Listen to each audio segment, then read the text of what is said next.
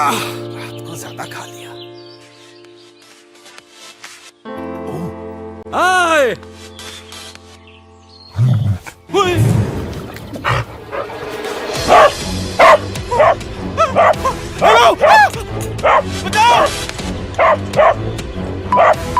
आपके mobile phone में balance खत्म हो चुका है। जरूरत के वक्त बैलेंस खत्म। कोई बात नहीं, अब तक तो जीरो बैलेंस होने के बावजूद भी आपके यूफोन से मिस कॉल जा चुकी होगी। आपका दोस्त फौरन मिस कॉल देखकर आपको कॉल बैक करेगा। आप उसे अपनी मुश्किल बताएंगे और वो जरूरत के वक्त आपके काम आएगा। अरे यार, अब क्या मसला है? लेकिन मेरे पास तो यूफोन ही नहीं है।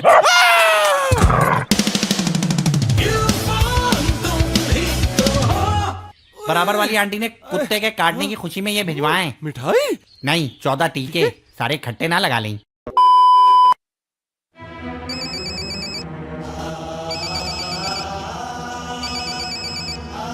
उठा लेना फोन आसिम। कासिम भाई कितने अरसे के बाद अमेरिका से कॉल कर रहे हैं। बेटा जिद न कर, आखिर तेरा भाई है। मैं उठा लेता हूँ।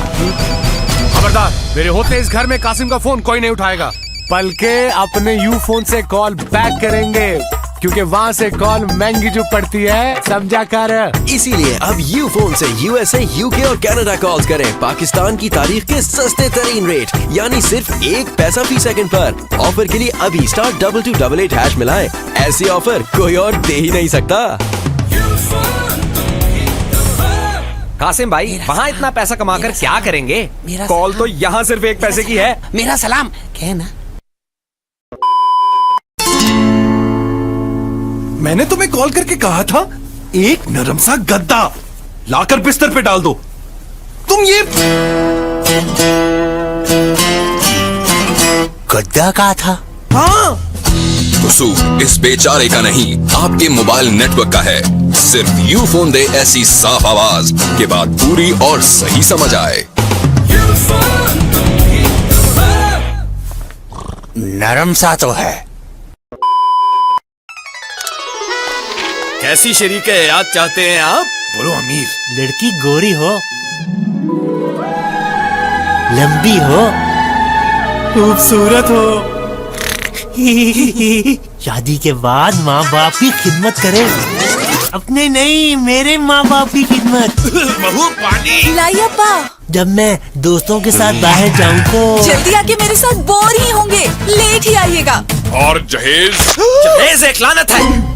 ऐसी आइडियल बीवी तो नामुमकिन है। आप ऐसा करें, यूफोन की नई सिम घर ले आएं। खूबसूरत आवाज, खानदानी नेटवर्क, फौरी राब्ता और 600 रुपए का बैलेंस भी ला रही है हमारी नई नवेली यूफोन से। बताना। जी हाँ, अभी नई यू फोन सिम खरीदें या यू फोन के नेटवर्क पर मुंतकिल होकर हासिल करें 600 रुपए का इजाफी बैलेंस। लेकिन जहेज में नहीं, तोहफे में। हमें तो ऐसी बहू चाहिए जो रात के अंधेरे में भी नजर आए। पर आपका बेटा तो दिन के उजाले में भी नजर नहीं आता। हो जाएगा जी, हो जाएगा। घर जाके मैं औलाद की दुआ करूंगा। जी, तो कौन सा उम्रा पैकेज चाहिए आपको? हमारे पास 1 लाख से 5 लाख रुपए तक के पैकेजेस हैं। 5 लाख? जी हाँ, 5 लाख रुपए में 5 स्टार पैकेज। अब अल्लाह के घर जा रहे हैं तो 4-5 लाख रुपए कौन देखता है? अल्लाह का खौफ करें, अल्लाह के घर जा रहे हैं। लाख से कम का कोई उम्रा पैकेज है? नहीं नहीं, लाख से कम का कोई उम्रा पैकेज नहीं दे रहे हैं। लेकिन यूफोन दे रहा है सिर्फ 10 रुपए में। 10 रुपए? इस पैकेज पर कोई गया भी है? रोजाना 2 लोग जा रहे हैं। जी हाँ, यूफोन की उम्र ऑफर से 1 जुलाई से 17 अगस्त तक सिर्फ 10 रुपए का बैलेंस रोजाना इस्तेमाल करने पर हर रोज बजरिया कुरानदाजी 2 खुश नसीब कस्टमर्स हासिल करेंगे मुकम्मल उम्र पैकेज। इसके साथ साथ ऑफर के इख्तिताम पर 1 लाख सऊदी रियाल के 2 बम्पर प्राइजेस। तो फिर जितना ज्यादा 10 रुपए का बैलेंस इस्तेमाल करें, उतने ही ज्यादा इनामात जीतने के मौके बढ़ाएं। चले मैं उम्र पर आपकी लंबी उम्र की दुआ करूंगी। मैं भी अपनी लंबी उम्र की दुआ करूंगा। हाँ?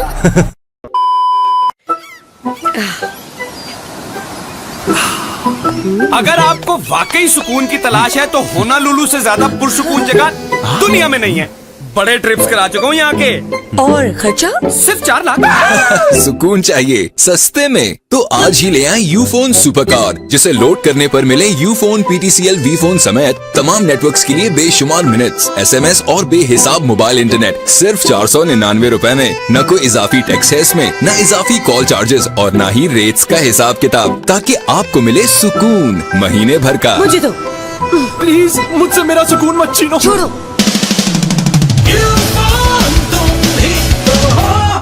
आपने मुझे क्यों डाका? मैं तो कह रहा था यू गेंडा चला जा। फिर क्यों डाका? छोड़ दे।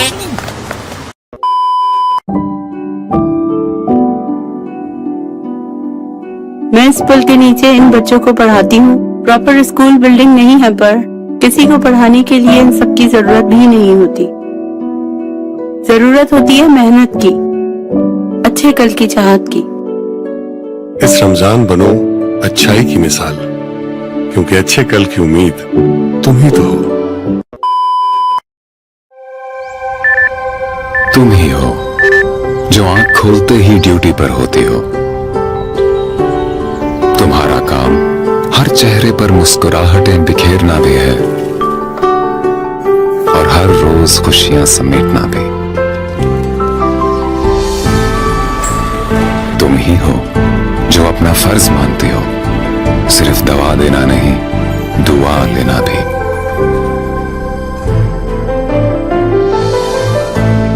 तुमसा होना आसान नहीं, लेकिन तुम्हारी आसानी के लिए यूफोन लाया सुपर कार्ड। यानी बस एक बार सुपर कार्ड लोड करें और पूरा महीना मोबाइल फोन इस्तेमाल करें बेफिक्री के साथ। तुम्हारे लिए ऐसी ही आसानियां लाता रहेगा यूफोन, क्योंकि यूफोन की हर सोच का मरकज तुम ही तो हो। तुमसा होना आसान नहीं, लेकिन तुम्हारी आसानी के लिए यूफोन लाया सुपर कार्ड। तुम्हारे लिए ऐसी ही आसानियां लाता रहेगा यूफोन, क्योंकि यूफोन की हर सोच का मरकज तुम ही तो हो।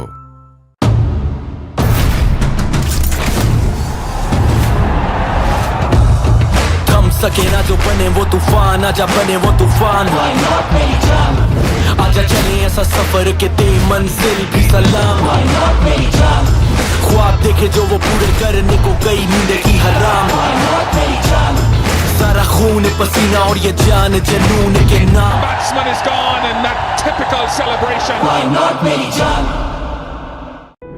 शहर बसते हैं वहाँ के वासियों से और उनके दिलों में कायम मोहब्बतों से। DHA मुल्तान में भी हमने आपके लिए मोहब्बतों, कामयाबियों और खुशियों भरी कहानियां इकट्ठी की हैं। लाहौर से आने के बाद मैंने और सना ने DHA मुल्तान को ही चुना।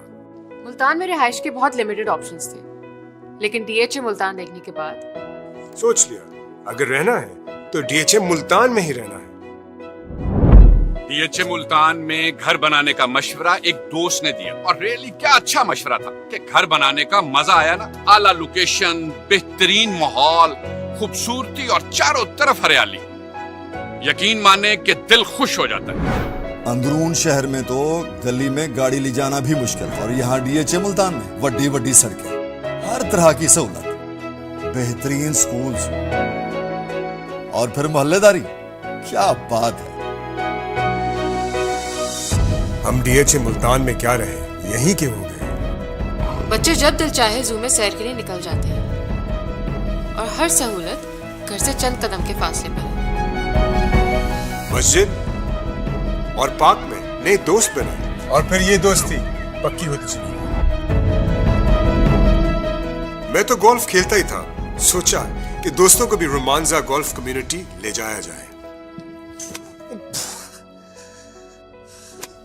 ओ बिलाल यार, ओए साडे बस दी गल नहीं।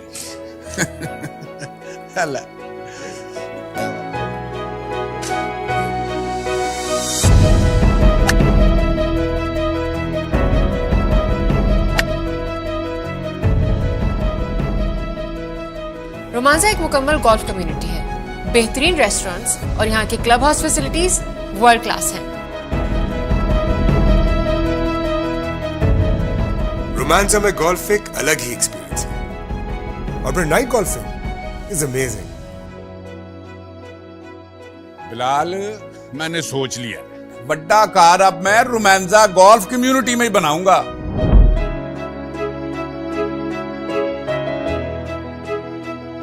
खवातीन की अवली तरजीह सिक्योरिटी है और हम डीएचए मुल्तान में अपनी जिंदगी मुकम्मल तहफ़्फ़ुज़ के साथ गुजार रहे हैं। मुझे तो डेली वॉक के लिए अपनी पार्टनर भी मिल गई है। क्यों मिसेस ख्वाजा?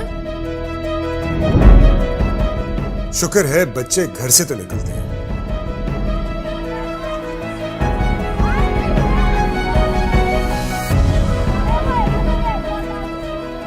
खेल ही खेल में जिंदगी जीना सीख जाते हैं। वैसे बिलाल, डीएचए मुल्तान की रौनकें ही अलग है। रोड पे निकलो तो हर ड्राइव एक लॉन्ग ड्राइव लगती है। बड़ी अच्छी प्लानिंग है। जहां घर वहीं कारोबार। सेंट्रल स्क्वायर में अपनी बिल्डिंग शुरू की है। डीएचए मुल्तान तरक्की करेगा तो हमारा बिजनेस भी बढ़ेगा। बताओ जी, ऐसी कौन सी सोसाइटी है जहां आमों के बाग हो? वाह जी वाह, दरख्तों की छांव में बैठ जाएं तो नेचर के और करीब हो जाते हैं। और फिर ग्रीनरी और प्लांटेशन देखिए, इससे तो मौसम भी बदल जाता है। और दिनों के मौसम भी। वैसे डीएचए मुल्तान में टेम्परेचर 3-4 डिग्री कम ही होता है। इनकी बातें और इन जैसे सैकड़ों खानदान डीएचए मुल्तान में जिंदगी को हर रंग में जी रहे हैं। इतना high quality infrastructure, electric gas services के बावजूद डीएचए मुल्तान में प्लॉट्स की कीमतें इंतहाई मुनासिब हैं। सेक्टर वी, आई और B1 की डेवलपमेंट अपनी तकमील के आखिरी मराहिल में है और अनकरीब प्लॉट्स का कब्जा दे दिया जाएगा। नए घरों की तामीर के लिए ये एक सुनहरा मौका है। डीएचए मुल्तान में 5, 8, 10 मरला और 1 कनाल के हजारों घरों की तामीर भी तेजी से जारी है। डीएचए मुल्तान के सेक्टर्स में electric energization, world class theme park, water treatment plant, world class medical and health care facilities, बेहतरीन security and surveillance system, fast और नमल यूनिवर्सिटी के अलावा मुल्क के बेहतरीन स्कूल्स और रिहायशियों के लिए बहुत सी सहूलियात मौजूद हैं, जो डीएचए मुल्तान को पाकिस्तान की सबसे मुनफरिद और इको फ्रेंडली हाउसिंग कम्युनिटी बनाती हैं। क्या आप जानते हैं कि डीएचए मुल्तान हर तरफ से शहर से जुड़ गया है? Bosan road access, central business square, Multan public school road और northern bypass access, Mattital road gate से जनूबी पंजाब सेक्रेटेरिएट और दीगर पब्लिक ऑफिसेज तक आसान रसाई, शाह रुकने आलम गेट और फातिमा जिन्ना बुलेवार्ड की तकमील एक बड़ा संगे मील है, जिसके बाद नेशनल हाईवे और मोटरवे से डीएचए मुल्तान का फासला चंद मिनट का है। वैसे भाइयों, खाने का जिक्र तो रह ही गया डीएचए अरीना में। खाजा साहब, आज फिर खाना तुसा खवाओगे हैं? अच्छा फिर आज रहने दो। DHA Multan, paradise of south Punjab.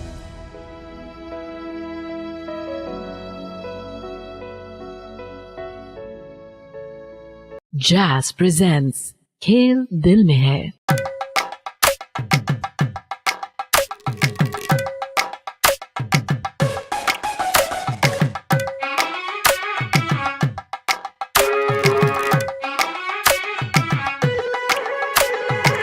यकीन कर तेरे कदमों में तूफान की ताकत भरी है, गेंद तेरे इन हाथों में अंबर में उड़ती फुल झड़ी है। हमसे आके तो खेल, मुकाबले की घड़ी है। आ देख, आके तो देख, आगे तेरे कामयाबी खड़ी है। खेल तो पूरी एक कहानी है, तुम्हें अंजाम तक ले जानी है। खेल की वजह हार जीत नहीं, खेल तो जिंदगी कमानी है। खेल तो पूरी एक कहानी है, पूरे दिल जान से निभानी है। गर मैदान मुश्किल में है, दिल से खेल खेल दिल में है।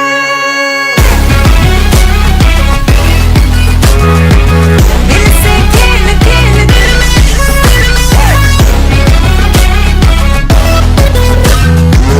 दिल से खेल खेल दिल में है।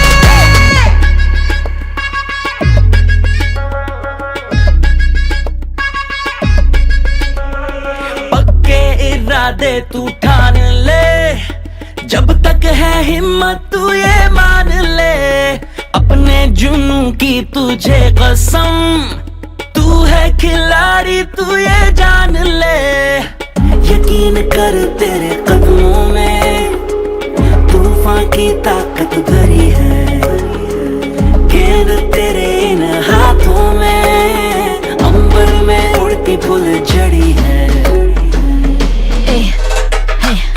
खेल ही जिंदगी जिंदगी, खेल ही जिस्मानी शायरी, खेल ही दोस्ती दोस्ती और हम भी मैदान के खिलाड़ी, खेल ही यजदी है, खेल पे यजदी की जिम्मेदारी, खेल ही आजादी और आजाद उड़ान ही तो है सब पे भारी, बारी बारी वार फिर अगले को खार, कोई लुत्फानंदोज कहीं औजार में भी हिस्सेदार, मेरे जैसे हजार यहाँ जज्बा है लाया कुदरती फनकार, दिल की आवाज में नामे दिल से निकले शोर, दिल की आवाज फिजा में हवा का रुख मोड़, हम भी कम नहीं किसी से, हाँ दम है कदम में, हार जीत भी सरहदों को दे यहाँ जुड़, हाँ खेल तो पूरी एक कहानी है, तूने अंजाम तक ले जानी है, खेल की वजह हार जीत नहीं, खेल तो जिंदगी कमानी है, खेल तो पूरी एक कहानी है, पूरे दिल जान से निभानी है, दिल में काम मुश्किल में है, दिल से खेल खेल दिल में है,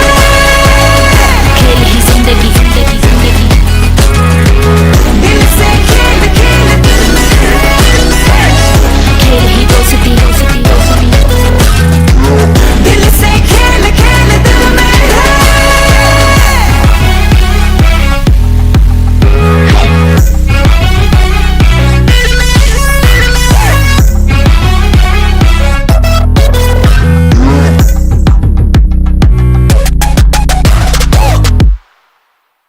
त्रिगड़दाती तुम त्रिगड़दाती तुम त्रिगड़दाती तुम त्रिगड़दाती तुम त्रिगड़दाती तुम त्रिगड़दाती तुम त्रिगड़दाती तुम त्रिगड़दाती तुम त्रिगड़दाती तुम त्रिगड़दाती तुम त्रिगड़दाती तुम त्रिगड़दाती तुम सज के लम्बरदार बेखौफ खतर की सहार, तुम सज के लम्बरदार बेखौफ खतर की सहार, तुमसे तफरीह मिले तुमसे खबर मिलती है, दिल के बागीचे में क्या क्या नकली खिलती है, तुम जो रोशन हो तो रोशन है हर एक दरिया जान, तुम सहर दोगे तो फिर शाम कहाँ ढलती है,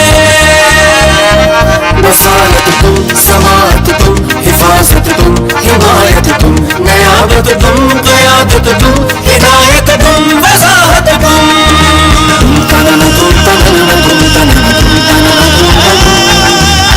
तनना तुम तनना तुम तनना तुम तनना तुम तनना तुम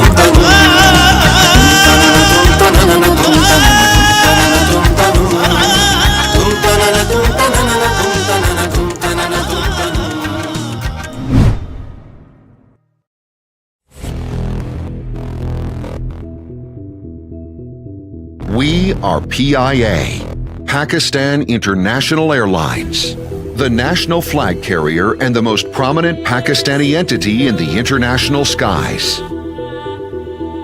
With our head offices in Karachi, we operate from two major hubs, Karachi in the south and Islamabad in the north.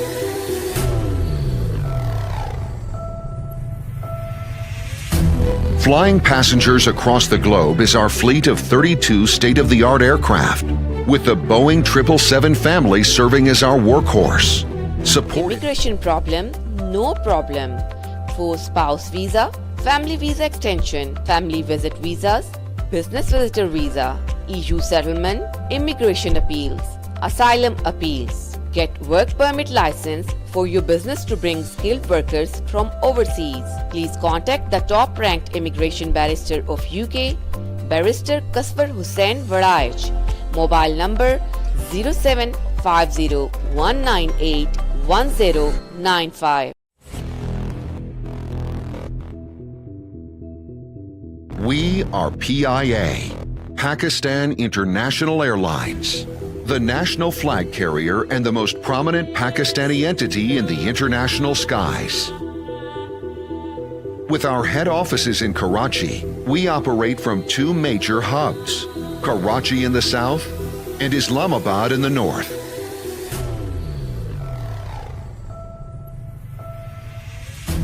Flying passengers across the globe is our fleet of 32 state-of-the-art aircraft, with the Boeing 777 family serving as our workhorse, supported by A320s and ATRs.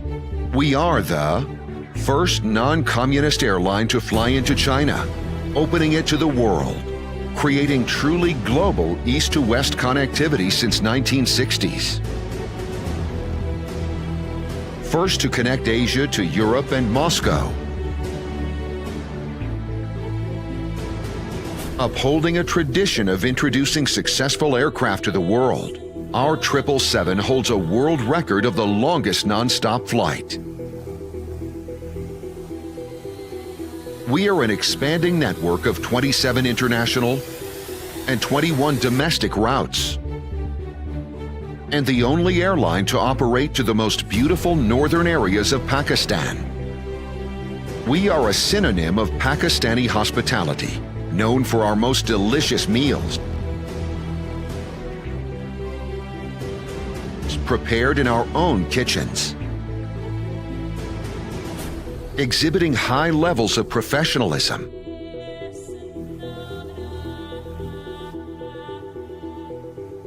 Our highly trained pilots and crew are recognized the world over.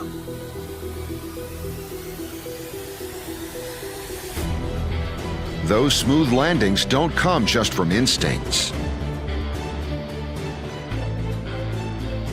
We have one of the most competent and professional engineers who service not only PIA, but all major airlines. The Isfahani hangar, when first constructed, was among the largest in the world and serves as home for all PIA fleet for maintenance. PIA is Pakistan's most iconic brand. The nation's love and emotional attachment for PIA is unprecedented. PIA's journey to success continues with ever-improving customer care.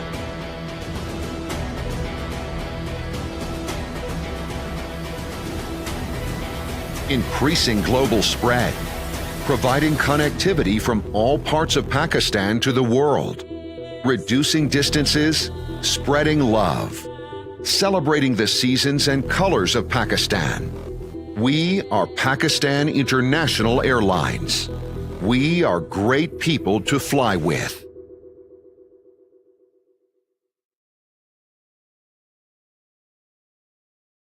Lord the power of Kurlava. Lord the power of Kurlava. Akhtar लावा लाहौर दबावा अख्तर लावा लाहौर दबावा Lord the power of Kurlava.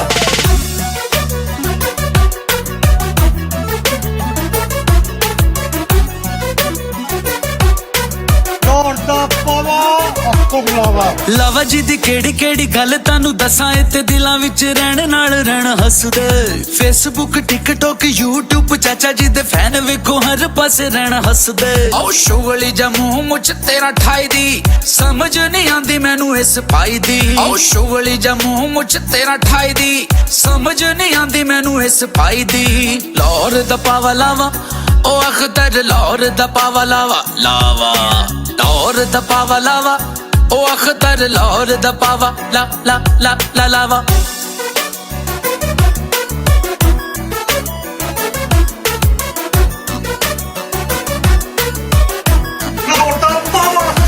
ਨਾਮ ਚਾਚਾ ਜੀ ਦੇ ਰੱਖੇ ਨੇ ਬਥੇਰੇ ਹੋਣੇ ਲੋਕਾਂ ਪਰ ਅਖਤਰ ਲਾਵੇ ਜਿਹਾ ਨਾਮ ਕੋਈ ਨਹੀਂ ਟੌਮ ਐਂਡ ਜੈਰੀ ਦੇ ਤੇ ਬਹੁਤ ਵੱਡੇ ਫੈਨ ਨੇ ਸੋਚ ਲੋ ਕਿ ਚਾਚਾ ਜੀ ਤੇ ਆਮ ਕੋਈ ਨਹੀਂ ਆਈ ਆਈ ਆਈ ਆਈ ਆਈ ਆਈ ਦੁਨੀਆ ਤੇ ਬਣਦੇ ਆਖਰੀ ਸਿਆਣੇ ਜਦੋਂ ਮਾਰਦੇ ਕਸੂਨ ਸੱਚੀ ਲੱਗਦੇ ਨੇ ਆਣੇ ਜਦੋਂ ਮਾਰਦੇ ਕਸੂਨ ਸਾਰੇ ਟਿਕਟੋਕਰ ਇਹੋ ਕਹਿੰਦੇ ਓਏ ਚਾਚਾ ਜੀ ਤੁਹਾਨੂੰ ਲਵੇ ਮੌਲਾ ਓਏ ਤੁਸੀਂ ਮਰ ਕੇ ਨਹੀਂ ਜਾਂਦੇ ਚਾਚਾ ਲਾਵਾ ਲਾਵਾ ਤੇਰੀ ਅੱਖਾਂ ਦਾ ਜਾਦੂ ਚਾਚਾ ਲਾਵਾ ਲਾਵਾ ਤੇਰੀ ਅੱਖਾਂ ਦਾ ਜਾਦੂ ਚਾਚਾ ਓ ਲਾਵਾ ਓ ਲਾਹੌਰ ਦਾ ਪਾਵਾ ਚਾਚਾ ਓ ਲਾਵਾ ਓ ਲਾਹੌਰ ਦਾ ਪਾਵਾ ਲਾਵਾ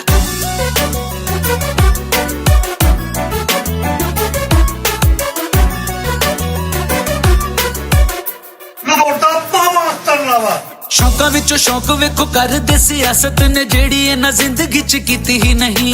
नोटां दी अग बाल हुक्का पी लैंदे ने ताइयों इन्हां दी जेब विच तेला ही नहीं। चाचा जी अगर तुसी बुरा महसूस ना करो तो तुहाडी शान च एक जुगत पेश करना। रिश्ते कराउण वाली माई लगदे बुढ़े आशिकां दी चाचू ताई लगदे। अख्तर लावा पावा लाई होई है छड़ दियो की खप पाई हुई है। अल्लाह दा वास्ता तेरू चाचा चुप कर जा, आवाम बहुत तंग आई।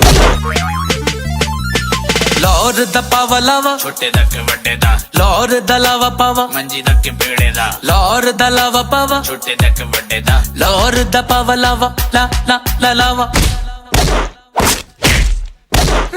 चाचा जी गलती हो गई, खुदा दा वास्ते मेनू माफ कर दियो।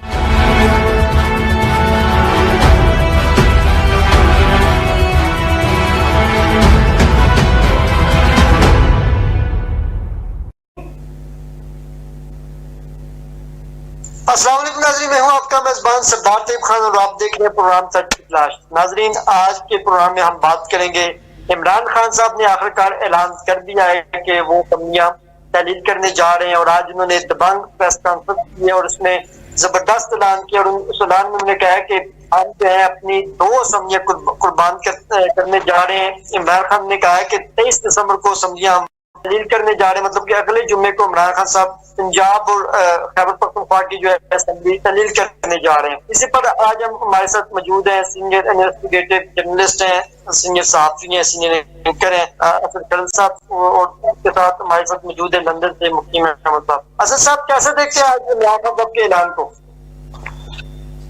देखिए, मैं समझता हूँ कोई भी जो सियासतदान है उससे इस तरह का इतना एक बोल्ड जो फैसला है उसकी तो भी नहीं की जा सकती थी। जिस तरह आप देखें कि पीडीएम की हुकूमत है वो कौमी असम्बली जो है उसको कुर्बान करने के लिए तैयार नहीं, हालांकि बावजूद इसके कि उनको मिली भी जिस तरह के प्लेट में रख के दी गई उसके बावजूद वो तैयार नहीं है।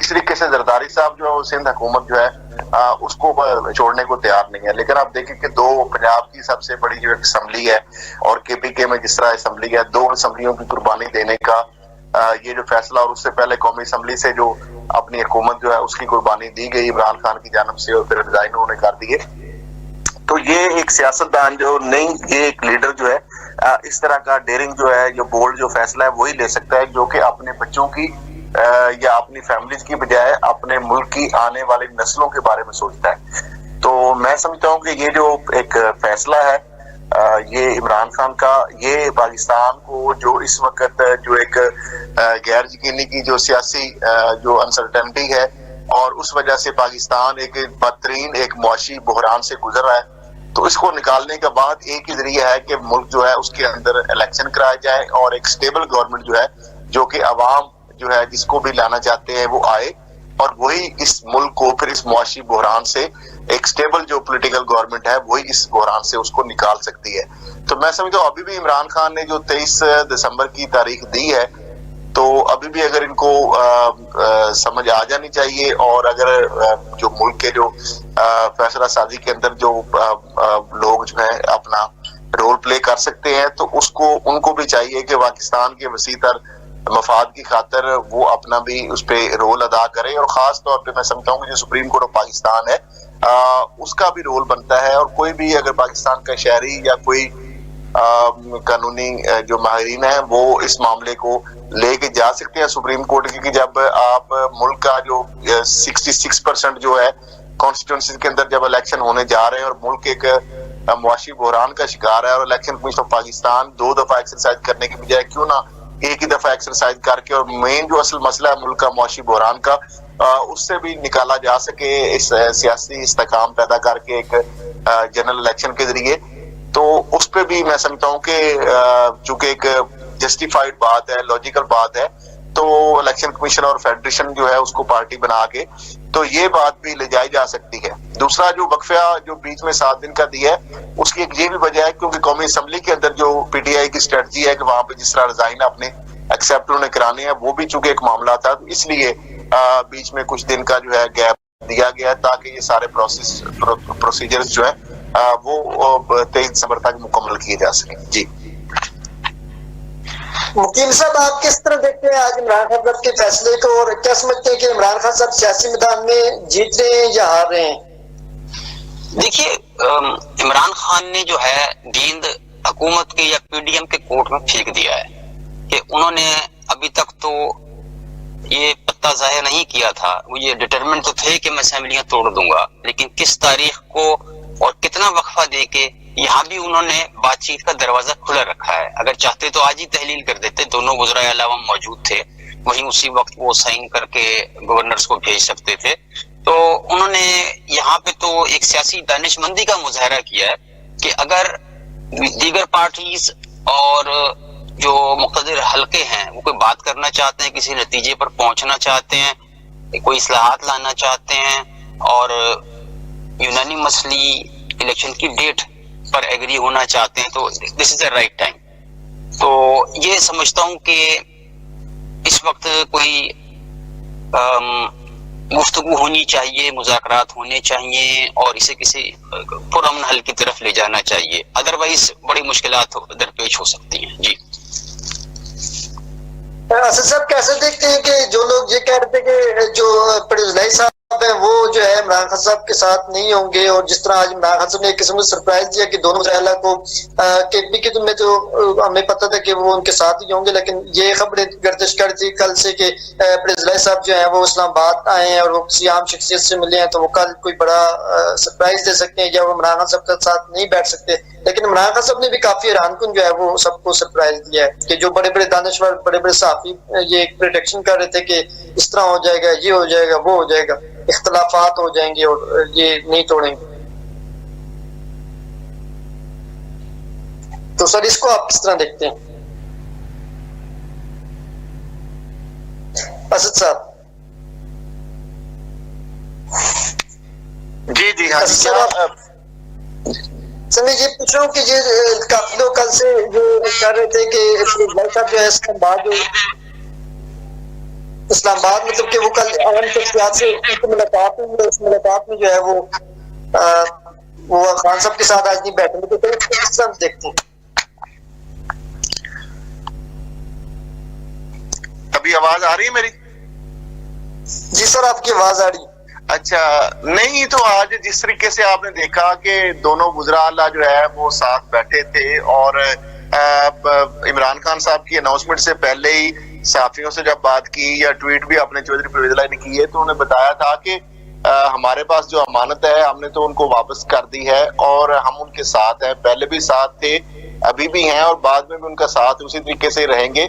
और जिस तरीके से उन्होंने कहा इमरान खान ने तो तमाम जो पार्टियां उनको जीरो कर दिया और अफवाहें जो है फैलाने वाले भी उन्होंने कहा कि उनको भी जो है मुंह भी खानी पड़ेगी।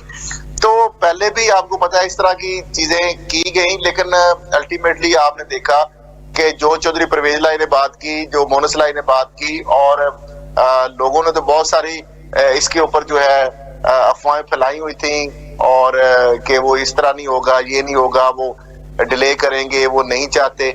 तो अब तो मेरा ख्याल है किसी को शक नहीं इस पे रहना चाहिए।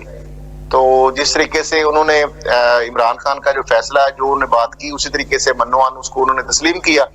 तो मैं समझता हूँ कि ये जो चीजें हैं ये एक उनका रोल भी जो है मैं समझता हूँ कि एक अप्रिशिएट करने वाला है, वरना तो आपको पता ही है कि दूसरी तरफ से भी उनको पूरी जोर लगाया जा रहा है, उनको ऑफर्स दी जा रही हैं, पहले भी थी उनके पास, अभी भी उनको दी जा रही हैं कि आपको हम अभी भी वज़ीर आला रखने के लिए तैयार हैं, आइंदा भी जो है आपको जो वज़ीर आला बनाने के लिए हम तैयार हैं, तो आप हमारे साथ आए।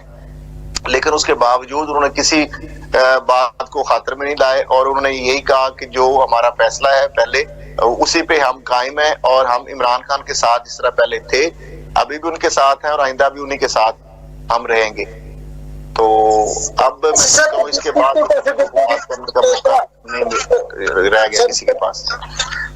सर ये भी कमेंट कर दें, ये तोशा खाना के हवाले से जो ऑडियो लीक्स गुज़िश्ता रोज करवाई गई, सर इस पर आप किस तरह देखते हैं कि जिसकी ऑडियो लीक हुई है, साबका जो प्रिंसिपल सेक्रेटरी थे इनाम शाह, उन्होंने कहा है कि ये ऑडियो उनकी ही है और उनसे उनको पिक्चर निकालने पर जो है वो निकाला गया बनी गल से। तो आप क्या समझते हैं कि जो हुकूमत के पास इमरान खान साहब को और तो कुछ नहीं है बेनकाब करने को सिवाय बस वो किरदार कशी के अलावा, तो इसको किस तरह नजर से देखते हैं कि क्या ये ऑडियो फोरेंसिक किए बगैर जो है मुस्तनद समझी जा सकती है? देखिए एक मीडिया ट्रायल है और आपको पता है जब करप्शन के हवाले से तो इमरान खान की कोई एम्बेजलमेंट या उनका जो सरकारी खजाने को नुकसान पहुंचाने का या किसी प्रोजेक्ट के अंदर किकबैक्स कमीशन का या अपने किसी अजीजो कारब का कोई अहम ओहदा देने का या कोई पाकिस्तान के अंदर या बैरून मुल्क को असासे बनाने का, इस तरह का केस तो उनके सामने आ नहीं सका। पंजाब में भी उनकी हुकूमत थी, वफाक में उनकी हुकूमत थी, KPK में उनकी हुकूमत थी, अभी AJK में उनकी हुकूमत है, गिलगित बल्तिस्तान में उनकी हुकूमत है। तो सवाए इस तरह के जो शोशे हैं जो पहले आपको पता है कभी फराग होगी के हवाले से छोड़े गए, कभी खातून अव्वल के हवाले से बनाया गया है, कभी घड़ी का मामला उछाला गया, अभी जेवरात के मामला उछाले जा रहे हैं। तो इन चीजों को सवाए मीडिया ट्रायल के और इनके अंदर कुछ भी नहीं है। मैं नहीं समझता कि इन चीजों से जो आवाम है वो इमरान खान के खिलाफ होने वाली है या PDM के जो लोग हैं इस तरह की चीजें करके वो इमरान खान की पॉपुलैरिटी का जो ग्राफ है उसमें कमी ला सकते हैं। तो ये शोशे हैं, मीडिया ट्रायल है, वो आवाम को महंगाई की जगह जो चीजें हैं जो जिस तरीके से एक वर्स्ट एक हमारे पाकिस्तान की जो मुआशी सूरत हाल है और ये मुख्तलिफ जो चीजें हैं उससे तवज्जो हटाने के लिए और इमरान खान को डिफेम करने के लिए या उनकी शोहरत को नुकसान पहुंचाने के लिए इस तरह का जो मीडिया ट्रायल आए रोज कोई ना कोई करते हैं वो। लेकिन मेरा नहीं ख्याल कि इन चीजों से कोई फर्क पड़ने वाला है। इमरान खान के बारे में सब लोग जानते हैं कि उनके पास जितने भी प्लाट्स थे, उनके अपने एसेट थे, इवन के उन्होंने वसीयत भी की है कि मेरे जो अभी बनी गाला या बाकी भी कोई अगर थोड़ी बहुत जो प्रॉपर्टी है वो सारी जो है वो भी शौकत खानम के नाम उन्होंने जो है वो डोनेट की है। उससे पहले भी उनको कितने प्लाट मिले, कितनी डोनेशन आज तक अरबों रुपए आई, तो वो पैसे बनाना चाहते तो उनकी आज जिस तरह इनकी पाकिस्तान का जो हुकूमत का जो सरकारी माल जो लूट के इन्होंने बड़े आजमों तक जायदादें बनाई हैं, तो इमरान खान की तो एक जायदाद भी आप दिखा दें पाकिस्तान से बाहर को हो या पाकिस्तान के अंदर कोई ऐसी चीज जो खुफिया उन्होंने को बनाई हो या PM बनने के बाद उन्होंने बनाई हो, तो उनका जो रिकॉर्ड मौजूद है कि जब वो PM बने थे उससे पहले या उसके बाद उनकी दौलत में इजाफा हुआ है, उनकी जायदादों या दौलत में या कमी हुई है, तो वो सारी चीजें रिकॉर्ड पे हैं। तो लिहाजा इसका सवाए मीडिया ट्रायल के और इससे कुछ नहीं निकलने वाला। मुकीम साहब आप किस तरह देखते हैं गुज़िश्ता रोज जो ऑडियो लीक की है? ये बड़ा अफसोसनाक है और इसकी जो है तहकीकात होनी चाहिए कि ऐसे किसी पर अगर बिला वजह इल्जाम लगाया गया है या बकौल फवाद चौधरी के वो कट एंड पेस्ट किया गया है तो इसकी हकीकत अवाम के सामने लाई जानी चाहिए।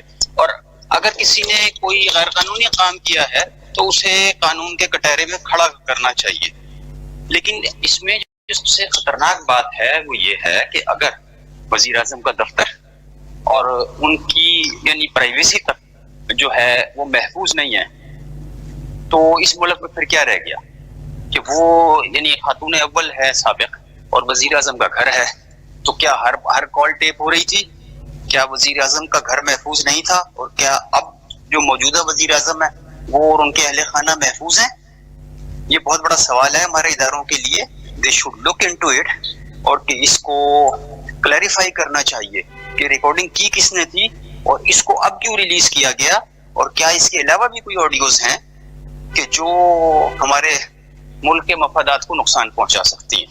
जी असद साहब, मरियम नज़ीब साहिबा ने इमरान खान साहब के फौरन खिताब के बाद प्रेस कॉन्फ्रेंस की और उसमें ऐलान किया कि कल हम जो है वो एक इजलास वज़ीर आज़म साहब ने बुलाया, तो इस पर जो है हम अदम एतमाद पंजाब में लाएंगे, KP में भी हम कोशिश करेंगे और हम अपने अतादियों से मुशावरत करेंगे और इसको रोकेंगे, असम्बलियां तोड़ने के मामले को हम आईनी तरीके से रोकेंगे, जिस तरह भी हो सके उन्होंने कहा कि हम रोकेंगे। तो सर किस तरह देखते हैं कि क्या पंजाब में ये रोक सकते हैं अदम एतमाद के जरिए असम्बलियों को तोड़ने के हवाले से? कानूनी तौर पर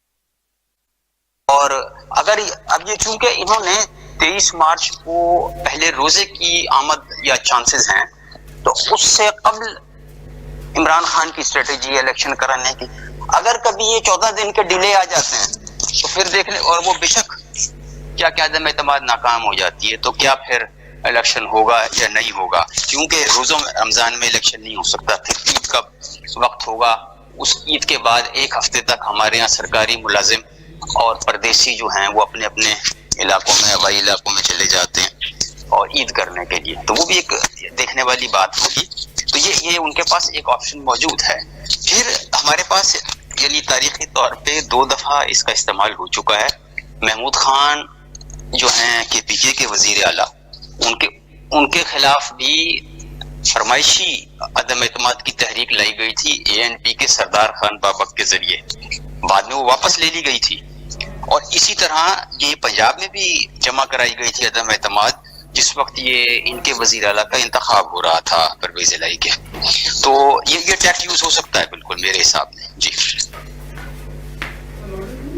असफ साहब, तो कैसे देखते हैं कि अगर इमरान खान साहब असम्बलियां तहलील करने के बावजूद भी जो है वो जिस तरह वो कह रहे हैं कि हम नेशनल असम्बली की तरफ भी आएंगे और हमारे जो 123 अरकान है वो भी जो है वो अपने इस्तीफों की तस्दीक करेंगे, ये नहीं है कि पिछली बार की तरह 11 हल्कों से अपनी मर्जी से जो है वो इस्तीफे स्पीकर जो है वो कबूल करें और अपनी मर्जी से जो है वो इलेक्शन कराते जाए। और वो कह रहे हैं कि मुझे खदशा है कि ये इलेक्शन कमीशन क्योंकि इनके साथ तादी गवर्नमेंट के साथ मिला हुआ है, मुझे खदशा है कि ये आगे इलेक्शन को अक्टूबर में भी ये इलेक्शन कराने के इरादे नहीं रखते। तो खान साहब तो कह रहे हैं कि ये आगे भी एक्सटेंशन एक किस्म के अपने आप को देना चाहते हैं, कोई ना कोई कानूनी हुक्म निकालेंगे कि जिस तरह मैशियत खराब है, ये खराब है, वो खराब है, इसलिए हम इलेक्शन नहीं करा रहे। तो इस वजह से वो कह रहे हैं कि मैं चाहता हूँ कि असम्बलियां तोड़कर जो है मुल्क में इलेक्शन हो।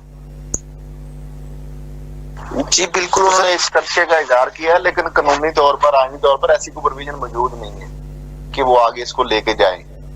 उसके लिए एक ही आइन के अंदर प्रोविजन है, वो है आर्टिकल 232, 232 आर्टिकल, और वो सदर के पास इख्तियार होता है। और मुल्क के अंदर कोई ऐसी सूरत हाल, कोई जंग की हालत में हो या कोई इस तरह क्राइसिस, जिस तरह बहुत ज्यादा सूरत हाल ऐसी पैदा हो जाए, तो उस पे होता है कि जो असेंबली है उसका जो टेन्योर है कॉन्स्टिट्यूशन, उसको आगे बढ़ाया जा सकता है। तो सदर मुल्क जो है वो PTI से उनका तल्लक है, तो वो इस PDM की हुकूमत की ख्वाहिश पर इस तरह का तो कोई इकदाम नहीं करेंगे। हाँ, वो सदर मुल्क के बाद अगर कोई नया सदर आता है इनका, तो वो उससे तो इस तरह की चीज एक्सपेक्ट की जा सकती है, लेकिन डॉक्टर अलफ अलवी जो है उनसे एक्सपेक्ट नहीं हम कर सकते। तो बहरहाल यहाँ पे अदालतें भी आजाद हैं, तो मैं नहीं समझता कि ये जो इनकी ख्वाहिशें हैं इस तरह की वो पूरी हो जाएंगी। मुझे तो ये जो अपने टाइम तक पहुंच जाए तो बड़ी बात है, क्योंकि जिस तरह आप 66% हल्कों के अंदर जब इलेक्शन हो रहे होंगे, तो पहले भी मैं कह चुका हूं कि सुप्रीम कोर्ट भी मे भी इसमें इंटरवीन कर सकती है।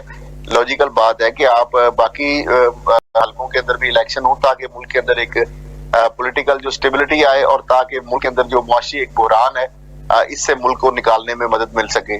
तो इसलिए मुल्क के वसी तर मफाद की खातर और लॉजिकल बात भी होते हुए कि 66% जब इलाकों में या पाकिस्तान के हल्कों में इलेक्शन हो रहे होंगे, तो बाकी जो 33% रह गए उनमें भी एक ही दफा इलेक्शन हो जाए, बावजूद के बजाय इसके कि बार बार एक्सरसाइज इसको करनी पड़े। क्योंकि जब तक पूरे मुल्क के अंदर इलेक्शन नहीं होंगे, स्टेबल गवर्नमेंट नहीं आएगी, उस वक्त तक इस जो मेन जो इशू है, जो प्रॉब्लम का शिकार है पाकिस्तान मुआशी बहरान का, वो उससे निकल नहीं सकता।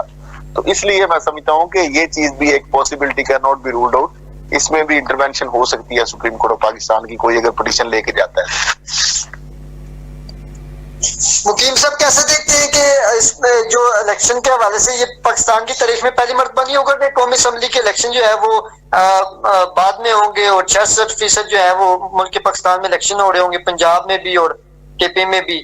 तो आप कैसा देखते हैं कि नेशनल के अगर बाद में होते, अगर ये इसी तरह मुसलत रहते हैं, ये जो शादी इलेक्शन की तरफ नहीं जाते, तो आपके इस पर क्या नुक्ता नजर है? थोड़ा सा इसमें ऐड कर लें, पंजाब KP के कौमी असम्बली की वजह से पूरे पाकिस्तान में हो रहे होंगे और सिंध और बलूचिस्तान से भी तो बाहर आ रहे हैं ना, वो सूबाई असम्बलियों से भी कौमी असम्बली की वजह से वैसे पूरे पाकिस्तान में होंगे। तो ये पाकिस्तान के 66% जो है हल्कों में होंगे, KP के सिर्फ पंजाब की हद तक नहीं है। एब्सोल्युटली एब्सोल्युटली सर, बिल्कुल सही कह रहे हैं जी मुकीम साहब। हाँ, अगर ऐसा जैसे आप फरमा रहे हैं, अगर ऐसा हुआ कि जी कौमी के बाद में हो और 2 सूबाई के पहले हो, तो बड़ा एक जो है कि इंतजामी मसला क्रिएट हो जाएगा और ये बड़ा अनबैलेंस्ड किस्म का इलेक्शन हुआ करेगा हर दफा पे। देखिए ना, हर एक की मुद्दत जो है वो 9 महीने पहले खत्म हो जाएगी, दूसरी की 9 महीने के बाद होगी, फिर जो रूलिंग गवर्नमेंट होगी वो अलग रोल प्ले करेगी, जिनकी हुकूमत नहीं होगी वो बरसर इख्तियार पे ब्लेम लगाएंगे, जो हमेशा होता है। तो मेरी तो दुआ है कि ये एक ही वक्त में हो जाए और जो इस्लाहात लानी है वो लाके और किसी मुनासिब अबूरी सेटअप पर ये एग्री कर जाएं, वरना तो यहाँ तो हालत ये हो रही है कि पानी का गिलास पकड़ने पर भी एक दूसरे के एतराज आ जाते हैं। तो इस किस्म की बचगाना और नाबालिग सियासत से अल्लाह बचाए और अल्लाह इन्हें हिदायत दे कि ये कहीं किसी नतीजे पर पहुंच जाएं। अदरवाइज तो ये हर चीज कंट्रोवर्शियल होती जा रही है कि खान साहब ने ये जो पूरी तकरीर थी उसमें 2 ही आदमियों को टारगेट किया, एक जनरल रिटायर्ड कमर जावेद बाजवा और एक present election commissioner Sikandar Sultan Raja. अब देखने वाली बात यह है कि किसी यही इलेक्शन कमिश्नर रहे और इन्होंने इलेक्शन कराए तो क्या नतीजा मान जाएंगे इमरान खान अगर उनके हक में ना हुआ? ये तो एक बहुत बड़ा सवालिया निशान है। वो तो हर एक को ब्लेम देने को तैयार हो जाते हैं। बात अभी तक तो वो यही कह रहे हैं मेरे इख्तियार में कुछ नहीं था, मुझे इसका पता नहीं था, नैब को जनरल बाजवा कंट्रोल कर रहे थे और जी इलेक्शन कमिश्नर मैंने नहीं लगाया था, नैब का चेयरमैन भी पता नहीं किसने रिकमेंड किया था। तो बड़ी अजीब सूरत हाल है कि वो तो परों पे पानी नहीं पड़ने दे रहे, अगर यूं कहा जाए तो, कि बस वो सब कोई अभी लोग करते रहे, हुकूमत चलाते रहे 3.5 पौने 4 साल तक।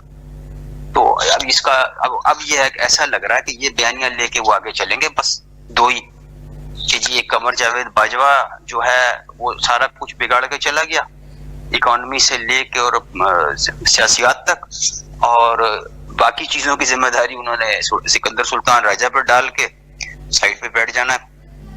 तो ये आई होप के सूरत हाल इससे कुछ बेहतर हो सके। जी साहब कैसे देखते हैं कि इन 7 दिनों में कोई आपको हुकूमत और अपोजिशन मतलब खान साहब और ये इत्तेहादी गवर्नमेंट के दरमियान की मुज़ाकरात नजर आते? क्योंकि जमात इस्लामी की तरफ से भी जो है वो सालिसी का किरदार अदा करने का सराज लाख साहब की तरफ से ऑफिशियली जी कहा गया कि अगर 2014 की तरह अगर सालिस का अगर किरदार करने का हमें कहा जाता तो हम किरदार अदा करने के लिए तैयार हैं। तो सर कैसे देखते हैं कि जमात इस्लामी इसमें कोई अपना रोल अदा कर सकती है अगर उनको आगे लाया जाए और सियासी मामलात को सियासी तरीके से टेबल टॉक से जो है वो हल किया जाए? देखिए, सालिसी वही कर सकता है जो ताकतवर हो और दोनों पार्टियों को अपना जो फैसला है उनके ऊपर वो थोप सके और वो पार्टियां उनसे फैसला वो मनवाने की पोजीशन में हो। तो जमात इस्लामी तो इस पोजीशन में नहीं लगती मुझे कि वो पीटीआई या एनपीडीएम की जमातों को अपने फैसला जो है उस पर वो कन्विंस कर लें या उसके ऊपर मनवाने के लिए वो कुछ आगे आ सके। सदर मुल्कत के हवाले से जो पीटीआई ने भी कहा है कि ऑलरेडी हमने उनको मैंडेट दिया हुआ है और उससे जो हुकूमती जो है पीडीएम के जो गुजरा है उनके भी मुख्तलिफ जो मीटिंग्स हुई हैं, मुज़ाकरात हुए हैं, तो अभी तक तो वो बेनतीजा निकले। अब देखते हैं कि ये 7 दिन का टाइम है उनके पास, अगर वो इलेक्शन में जाना चाहते हैं तो ठीक है, वो तो इमरान खान साहब के लिए या पीटीआई के लिए काबिल कबूल है। और उसके अलावा तो मेरा नहीं ख्याल कि आपको ऑप्शन रह गई है कि वो फर्दर, क्योंकि इमरान खान साहब इसलिए बार बार टाइम दे रहे थे कि उससे पहले ताकि ये अगर कोई अनाउंस कर देते हैं डेट तो फिर मे बी ये असम्बलियां तहलील करने के ये जो मामला है या ऐलान है उससे वो दस्तबरदार हो जाए। लेकिन अभी तक चूंकि उन्होंने नहीं किया था तो इसलिए फिर इमरान खान साहब को ये एक्सट्रीम जो है वो डिसीजन लेना पड़ा। मुकीम साहब, लास्ट में क्वेश्चन है आपसे, ये बताइएगा कि अगर तो ये असम्बलियां इस तरह तहलील हो जाती हैं और इसमें इसी तरह ये सियासी कशीदगी रहती है तो इससे अवाम का तो नुकसान है, अवाम को इससे क्या फायदा है? मतलब कि अगर इलेक्शन की तरफ पूरा मुल्क नहीं जाता, मतलब कि 66% अगर आते, जिस तरह से सब भी कह रहे हैं कि एसएन से भी वो इस्तीफे दे रहे हैं और कौमी असम्बली से भी देंगे पीटीआई, क्योंकि एक मेजर पार्टी है पाकिस्तान की, तो इससे तो जो है एक काफी कशीदगी नहीं होगी कि ये किस्म के इसी तरह हुकूमत करते रहे? क्योंकि हमने देखा है कि बड़े बड़े ममालिक में इलेक्शन होते रहते हैं, ये कोई नई बात तो नहीं है, जमहूरियत का हुस्न है इलेक्शन। तो ये इलेक्शन से क्यों घबराहट है, मतलब इतनी हुकूमत को? करा दे इलेक्शन, ये तो खुद माजी में कहते हैं कि इलेक्शन कराएं, तो आप खुद ही बैठे हुए इक़्तिदार में। जी मुकीम साहब, एक तो इमरान खान पॉपुलैरिटी की महराज पे नजर आ रहे हैं, दूसरा इन 7-8 महीनों में पीडीएम की हुकूमत कुछ ऐसा सब्सटेंशियल डेवलपमेंट नहीं कर सकी कि जिसको दिखा के, जिसको बता के वो आवाम से या अपने हलकों में वोट ले सकें। तो हर हमारे यहाँ हुकूमतों का यही होता है कि खुले कर्जे मिलें, उसके बाद वो दोनों हाथों से डेवलपमेंट का फंड बांटें और फिर एमएनए उसकी बुनियाद पे गलियों, नालियों, सड़कों और पुलों की बुनियाद पे वो वोट मांगते हैं। और फिर कि जी मैंने हेल्थ सेंटर मंजूर करा दिया, मैंने स्कूल अपग्रेड करा दिया, मैंने गांव में सोलिंग करा दी, वाटर सप्लाई मंजूर करा दी, इससे ज्यादा उनकी सोच नहीं होती। तो वो ये कर नहीं सके और ना ही ये मुमकिन होगा आइंदा आने वाले दिनों में। जो आपने इकोनॉमी का जिक्र किया, इन हालात में जबकि खजाना खाली है, फॉरेन रिजर्व बहुत थोड़ी सतह पर है, तारीखी कमतरीन सतह नजर आ रही है और बैरूनी कोई इमदाद बज़ाहिर नहीं आ रही। तमाम जो हमारे कर्ज देने वाले हैं वो मुंह फेर के खड़े हुए हैं। IMF है, वर्ल्ड बैंक है, पेरिस क्लब है, हमारे ये मिडिल ईस्ट के शहजादे हैं। तो अब ये है कि और फिर जो सबसे बड़ा मसला तो ये सैलाब ज़दगान का है कि लाखों के हिसाब से लोग अभी तक जो है इमदाद के मुंतजिर हैं। सिंध में कई जगह अभी भी पानी खड़ा हुआ है। तो ये फिर पाकिस्तान की हुकूमत पे यानी एक ही दबाव है कि वो एक मुस्तनद रिपोर्ट इन्होंने आलमी इदारों को देनी थी, ये अभी तक वो प्रोड्यूस करके नहीं दे सके कि कम से कम वो बाहर से कुछ ना कुछ आमद आनी शुरू हो जाती। कुछ आलमी इदारे तो पाकिस्तान में ऑपरेशंस बंद करने के चक्कर में हैं कि जी हमारे पास फंड्स खत्म हो रहे हैं और हम अगले साल यानी विच इज जनवरी, तो उसके बाद वो जो है इमदादी कार्रवाई जारी नहीं रख सकेंगे। तो ये तो बड़ी अलार्मिंग सिचुएशन है कि ये सारी चीजों से सरफे नजर करके हम ये इलेक्शन खेलेंगे, एक दूसरे की टांगे खींचेंगे, इल्जाम तराशी करेंगे और ना इस दौरान कोई डेवलपमेंट होगी। 3 महीने के लिए अगर अबूरी हुकूमत आएगी वो मेजर डिसीजन नहीं कर सकती और जितना IMF का दबाव है वो फिर सारा ये उसके गले में डाल के ये सारे सुरखरू हो जाएंगे कि जनाब वो हमने तो कुछ नहीं किया, ये तो अबूरी हुकूमत वाले करके चले गए। और हालांकि अबूरी भी इनकी मर्जी से ही आएंगे, मतलब मैंने या आपने तो आना नहीं है उसमें, या किसी आम आदमी ने तो आना नहीं है। वही वो मंजूर नजर और ब्लू आइड बॉयज कोई कहीं से आते हैं, डार्लिंग्स ऑफ वेस्ट और इस किस्म की चीजें वो आके मुसल्लत हो जाती है। कोई मोइन कुरैशी जैसा आ जाता है कि जिसका शनाख्ती कार्ड तक नहीं होता, कोई शौकत अजीज जैसा रेशमी टाई पहनने वाला आ जाता है और फिर जो है वो टैक्स कलेक्शन इकट्ठी करके यहाँ से पाकिस्तान से वो अपने अपने घरों को ब्रीफ केस लेके चले जाते हैं और हम मुंह देखते रहते हैं। और ये जो बरसर इक़्तिदार आते हैं ये कहते हैं जी वो जी हमने तो कुछ किया ही नहीं, हमारे तो बस में ही नहीं था, ये तो अबूरी हुकूमत करके चली गई। और अवाम के साथ ये मैं देख रहा हूँ कि एक दफा फिर यही खेल खेला जाएगा और संजीदगी मुझे कहीं नजर नहीं आती। जी असद साहब, लास्ट कमेंट करिएगा कि आम इंतखाबात में ये जो इत्तेहादी गवर्नमेंट है ये एक ही इंतखाब से इलेक्शन लड़ती हुई नजर आ रही है आपको, या फिर ये अलग अलग अपने जो है इंतखाबी निशान से इलेक्शन लड़ेंगी? क्योंकि जो कंडीशन बन की है ज़मीनी इलेक्शन में तो हमने देखा कि सारे मिलकर ही लड़ रहे हैं, फिर भी हार रहे हैं, इसको किस नजर से देखें? नहीं, ज़मीनी में भी डिपेंड करता है कि जिस तरह कराची में है, कहीं किसी जगह पे मिलकर लड़े हैं और किसी जगह पे अलग-अलग भी लड़े हैं। तो अभी तक तो इनकी जो स्ट्रेटजी है उससे तो यही लग रहा है कि ये अपने ही जो इंतखाबी निशानात हैं उनसे ही लड़ेंगे और जितनी भी इत्तेहादी जमातों के जो PDM की हुकूमत के जो रहनुमा है उनसे जब भी ये सवाल किया गया, वो पीपल्स पार्टी से उनका तल्लुक हो, उनका PMLN से तल्लुक हो, तो वो हमेशा यही कहते हैं कि हम अपने जो है हमारा ये हुकूमती इत्तेहाद है, इंतखाबी इत्तेहाद नहीं है और हम अपने अपने सिंबल पे और अपने अपने यानी जो है वो कैंडिडेट खड़े करेंगे। हाँ, किसी जगह पे ऐसा हो सकता है सीट एडजस्टमेंट जिस तरह ज़मीनी इंतखाबात में हुआ, तो ओवरऑल तो मैं नहीं समझता कि इनका इंतखाबी इत्तेहाद हो या एक ही सिंबल पे इलेक्शन ये लड़े। इस तरह की कोई चीज जो है बिल्कुल अभी तक तो कोई सामने नहीं आई। अभी तक तो यही स्टांस आया है मतलब तमाम पार्टियों की तरफ से कि वो अपनी अपनी पार्टी जो है वो उनकी जानिब से ही इलेक्शन वो इंतखाब में हिस्सा लेंगे। असद साहब लास्ट कमेंट ये भी कर दीजिएगा, मुस्तफा नवाज खोखर की जो है पीपल्स पार्टी से जो है वो अलहदगी को किस नजर से देखते हैं और पीपल्स पार्टी को कितना बड़ा इस पर दचका है कि इतने पुराने जाली रहनुमा जो है वो पीपल्स पार्टी को खैराबाद कह चुके हैं। और आज उनका एक क्लिप इमरान खान साहब ने अपने खिताब में भी चलाया था कि जो खान साहब बातें करते हैं उन्हीं से रिलेटेड ही क्लिप था। तो सर इसको किस तरह देखते हैं, पीपल्स पार्टी को कितना बड़ा नुकसान हुआ है? देखिए ऐसे लोग जो हैं जो कि मतलब एक सही बात करते हैं, प्रिंसिपल स्टांस लेते हैं, एक प्रो डेमोक्रेटिक जो बात करते हैं, ह्यूमन राइट्स की बात करते हैं, और मुस्तफा नवाज खोखर जो है उसने कोई गलत बात नहीं की, उसने जो बात की है एक प्रिंसिपल स्टांस लिया है और उस पर जब पीपल्स पार्टी जो है उन्होंने शोकस उसको किया है तो उन्होंने फिर वो सीट जो है उनकी वापस की है और उन्होंने पीपल्स पार्टी को से अलहदगी का जो ऐलान किया है।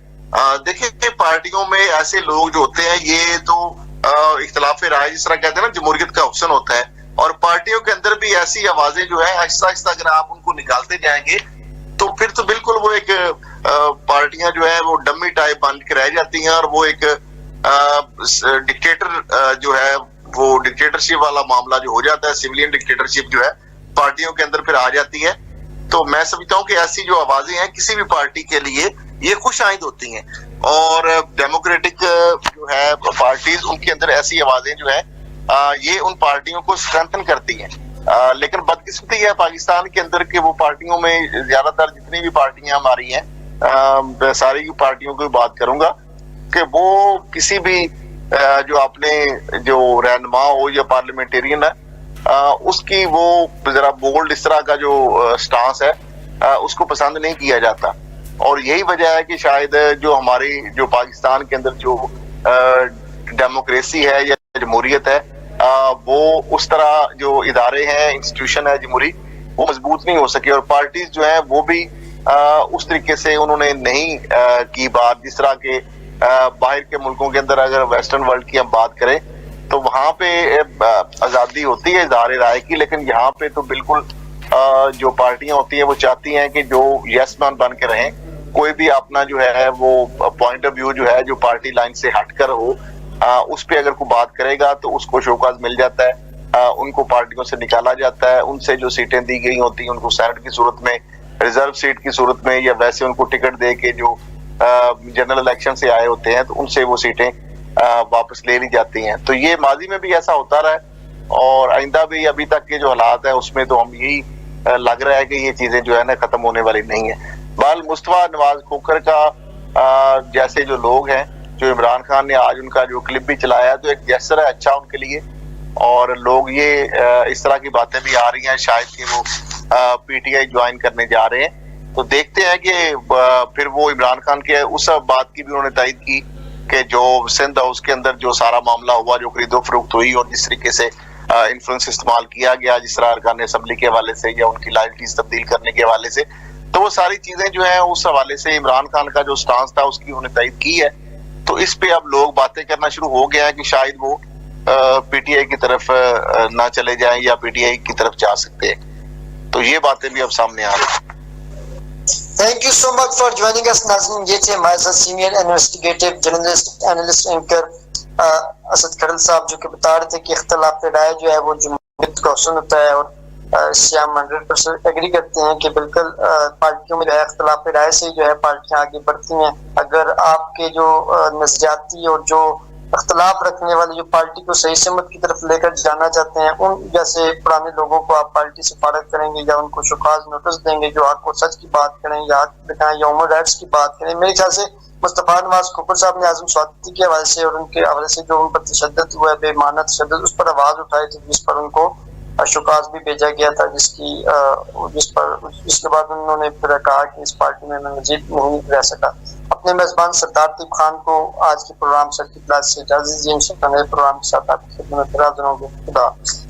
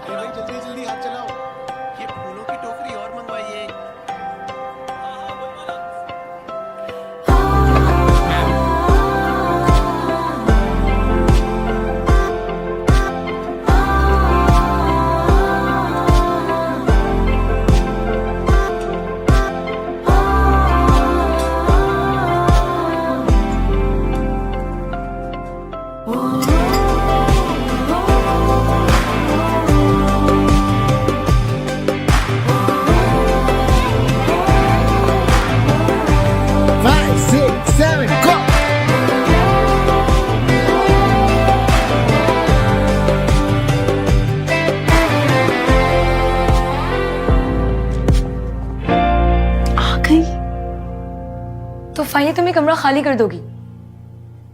कितनी दफा बताओगी?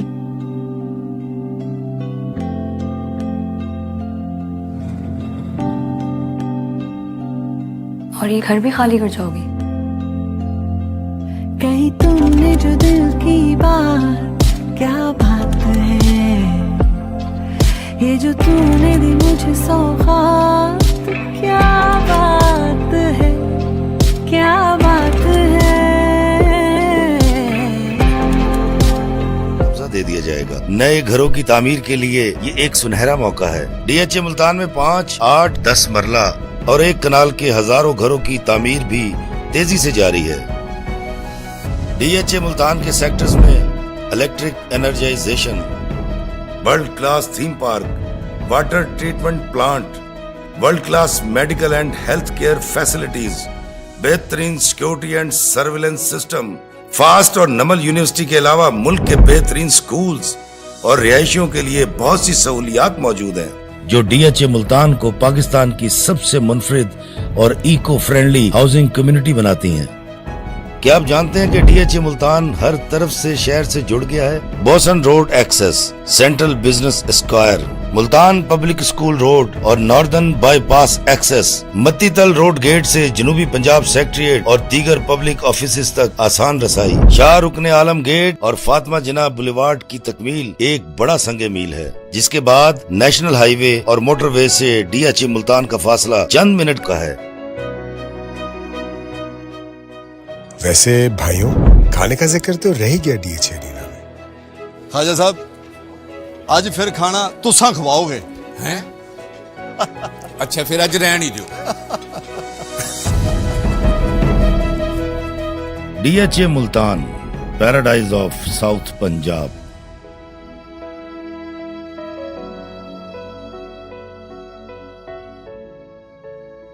जैज प्रेजेंट्स खेल दिल में है।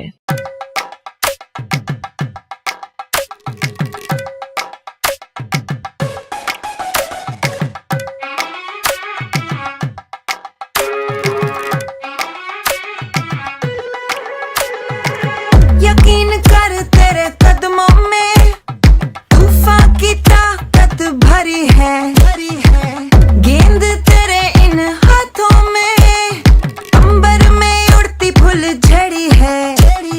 हमसे आके तो खेल, मुकाबले की घड़ी है, आ देख आके तो देख, आगे तेरे कामयाबी खड़ी है। खेल तो पूरी एक कहानी है, तूने अंजाम तक ले जानी है। खेल की वजह हार जीत नहीं, खेल तो जिंदगी कमानी है। खेल तो पूरी एक कहानी है, पूरे दिल जान से निभानी है। घर मैदान मुश्किल में है, दिल से खेल खेल दिल में है।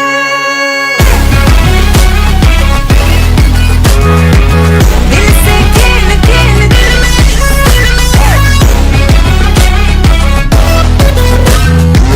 दिल से खेल खेल दिल में है।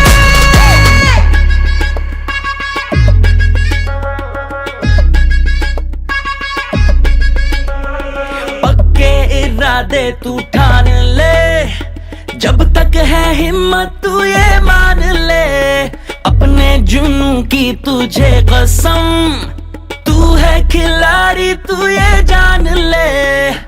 यकीन कर तेरे कदमों में तूफान की ताकत भरी है, गेंद तेरे इन हाथों में अंबर में उड़ती फूल झड़ी है। खेल ही जिंदगी, खेल ही जिस्मानी शायरी, खेल ही दोस्ती और हम भी मैदान के खिलाड़ी।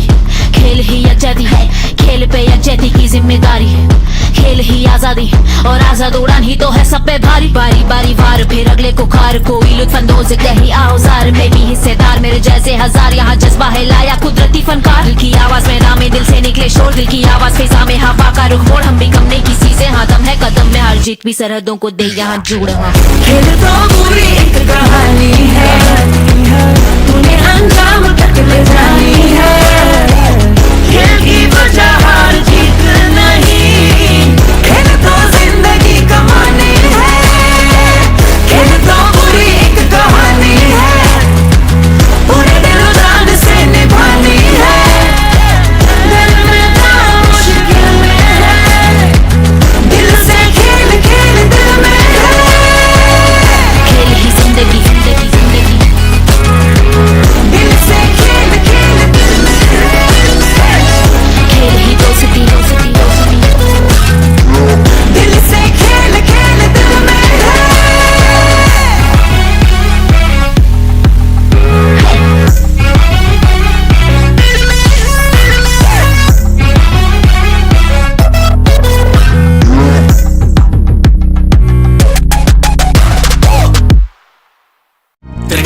तुम त्रिकड़ धाती तुम त्रिकड़ धाती तुम त्रिकड़ धाती तुम त्रिकड़ धाती तुम त्रिकड़ धाती तुम त्रिकड़ धाती तुम त्रिकड़ धाती तुम त्रिकड़ धाती तुम त्रिकड़ धाती तुम त्रिकड़ धाती तुम त्रिकड़ धाती तुम सच के लम्बरदार बेखौफ खतर की सहार तुम सच के लम्बरदार बेखौफ खतर की सहार तुमसे तफरीह मिले तुमसे खबर मिलती है दिल के बागीचे में क्या क्या नकली खिलती है तुम जो रोशन हो तो रोशन है हर एक दरिया जान तुम सहर दोगे तो फिर शाम कहाँ ढलती है बसारत तुम समात तुम हिफाजत तुम हिमायत तुम नयाबत तुम क़यादत तुम हिदायत तुम वजाहत तुम तनना तुम तनना तुम तनना तुम तनना तुम तनना तुम तनना तुम तनना तुम तनना तुम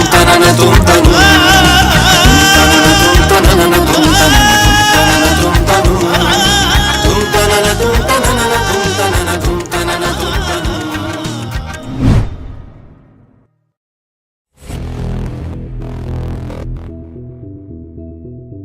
We are PIA, Pakistan International Airlines, the national flag carrier and the most prominent Pakistani entity in the international skies. With our head offices in Karachi, we operate from two major hubs, Karachi in the south and Islamabad in the north.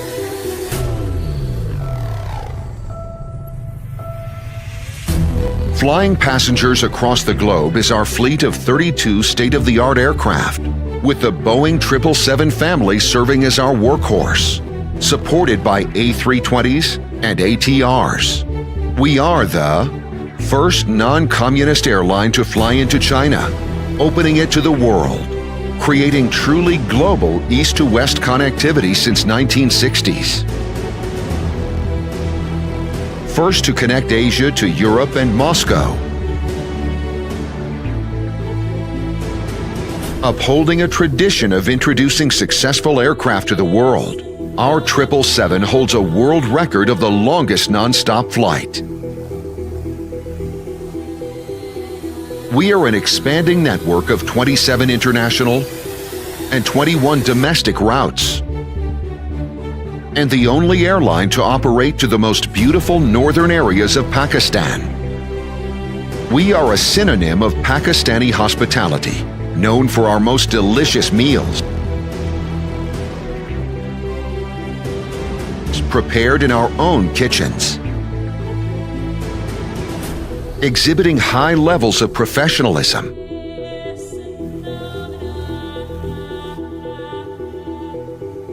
Our highly trained pilots and crew are recognized the world over.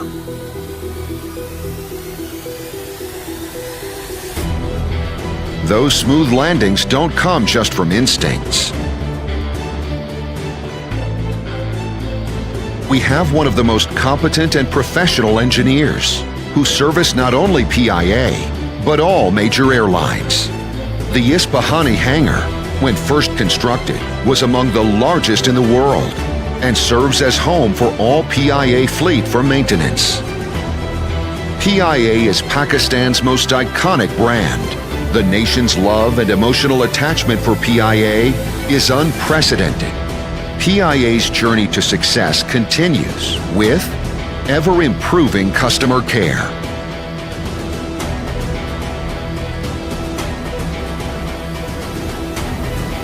Increasing global spread, providing connectivity from all parts of Pakistan to the world, reducing distances, spreading love, celebrating the seasons and colors of Pakistan. We are Pakistan International Airlines.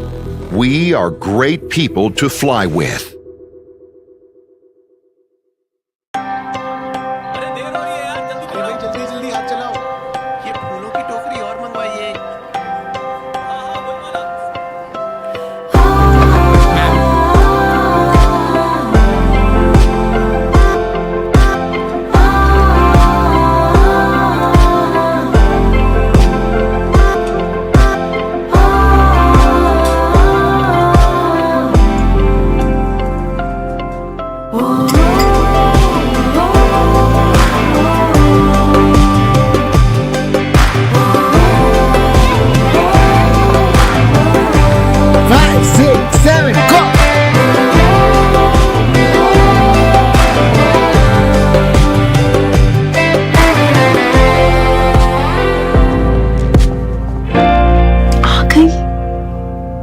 तो finally तुम ये कमरा खाली कर दोगी?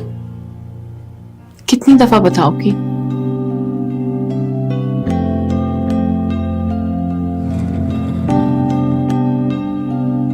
और ये घर भी खाली कर जाओगी? कहीं तुमने जो दिल की बात, क्या बात है ये जो तूने दी मुझे सौगात, क्या बात है, क्या बात है।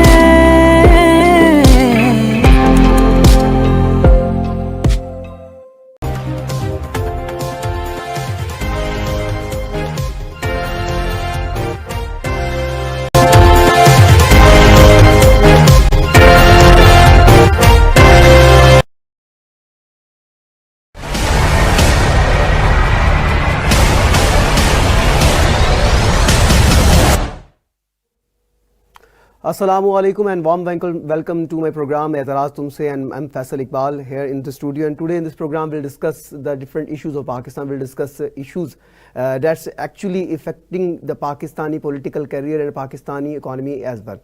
We'll discuss how we can improve, and we will discuss the whole political issues that's been created since from the 1947. How we can improve the system and how we can work for the betterment of the Pakistan. If I look at the situation in Pakistan, if I talk about the political situation in Pakistan, that's going to worst every day. So in this program we'll discuss how we can make the best system for the Pakistan, how we can improve our political issues, how we can how we can work for the betterment of the system.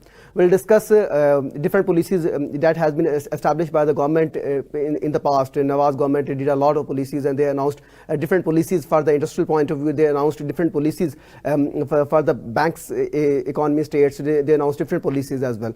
So we'll discuss in this program the different policies that being announced by the Nawaz government, and that also being announced by the Imran government, which effectively work for the Pakistan, and which at the end of the day was better for the Pakistan. Because today if I look at the situation, today if I look at the scenarios of the Pakistan, I only see the Pakistani economy and Pakistani rupees value is going to decrease every day. If I look at the petrol prices, if I look at the dollar prices, that's going to increase every day. What about a common man? Who a common man can survive in this condition?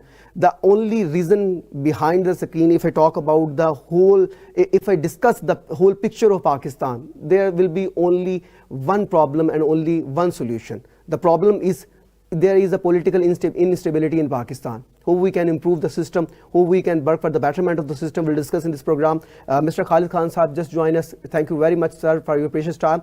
Mr. Khalid, I'll ask a question about the Pakistani. If I look at the situation of Pakistan, I have seen a lot of difficulties in Pakistan. Like there are a lot of issues that's going to increase in Pakistan. Like nobody is paying attention on it.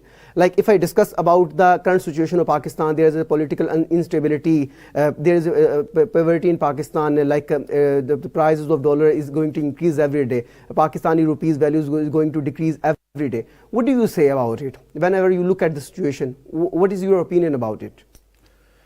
Thank you very much, Faisal. The thing is, you have started from 1947, so it was a long story. But let's take it from 90 onwards, because these parties were very much in practice since 1990 onwards. They were the major players. People's Party was there, Muslim League Noon was there, then Musharraf's time for 10-12 years, and then one short term was taken 3.5 years by PTI government, Imran Khan. The thing is, we can very clearly see since 1990s the things were much more better economy wise. Things were much more better compared to what we have today. But the thing is, every now and then we were just going down and down and down.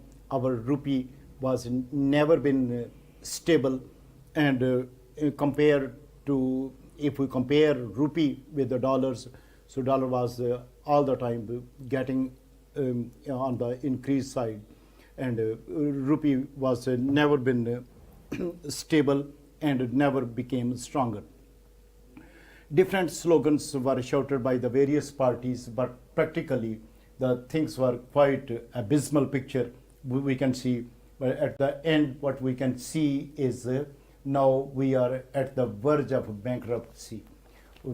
It's very famous nowadays that the people are scared that anytime Pakistan can be declared bankrupt, which will be extremely unfortunate, and we will hardly be able to survive and get revived unless somebody comes with the war footing and he makes the policies, because at present where the things are moving towards is government doesn't seem that they are moving in the right direction. Their sole motive is how to get rid of the charges against them, because they have been involved in the corruption, which is not only me or you. Get out of this studio and let's get outside on the road. Ask the common man. The ultimate people, the blame from the people will be, they will say it's the corruption which has spoiled Pakistan. Exactly. And now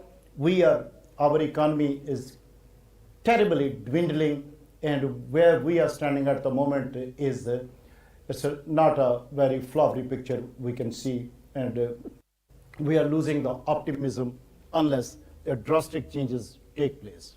So that is the very visible picture. Exactly. Mr. Khalid, you just raised a point about the bankruptcy of Pakistan. What do you say about it? What is the major reason behind this? Like, is it only reason for the like political instability in Pakistan, that the only reason for the bankruptcy, or a common man is also involved in it? What do you say about it?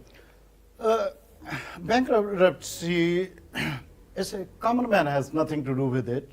But of course, the policies are not made by the common man. Policies are made by the government, and execution of the policies, if it is in the good of Pakistan, again, it's a duty of the government that they should execute it nicely so that Pakistan can get the benefit. Eventually, these benefits will reach to the common man as well.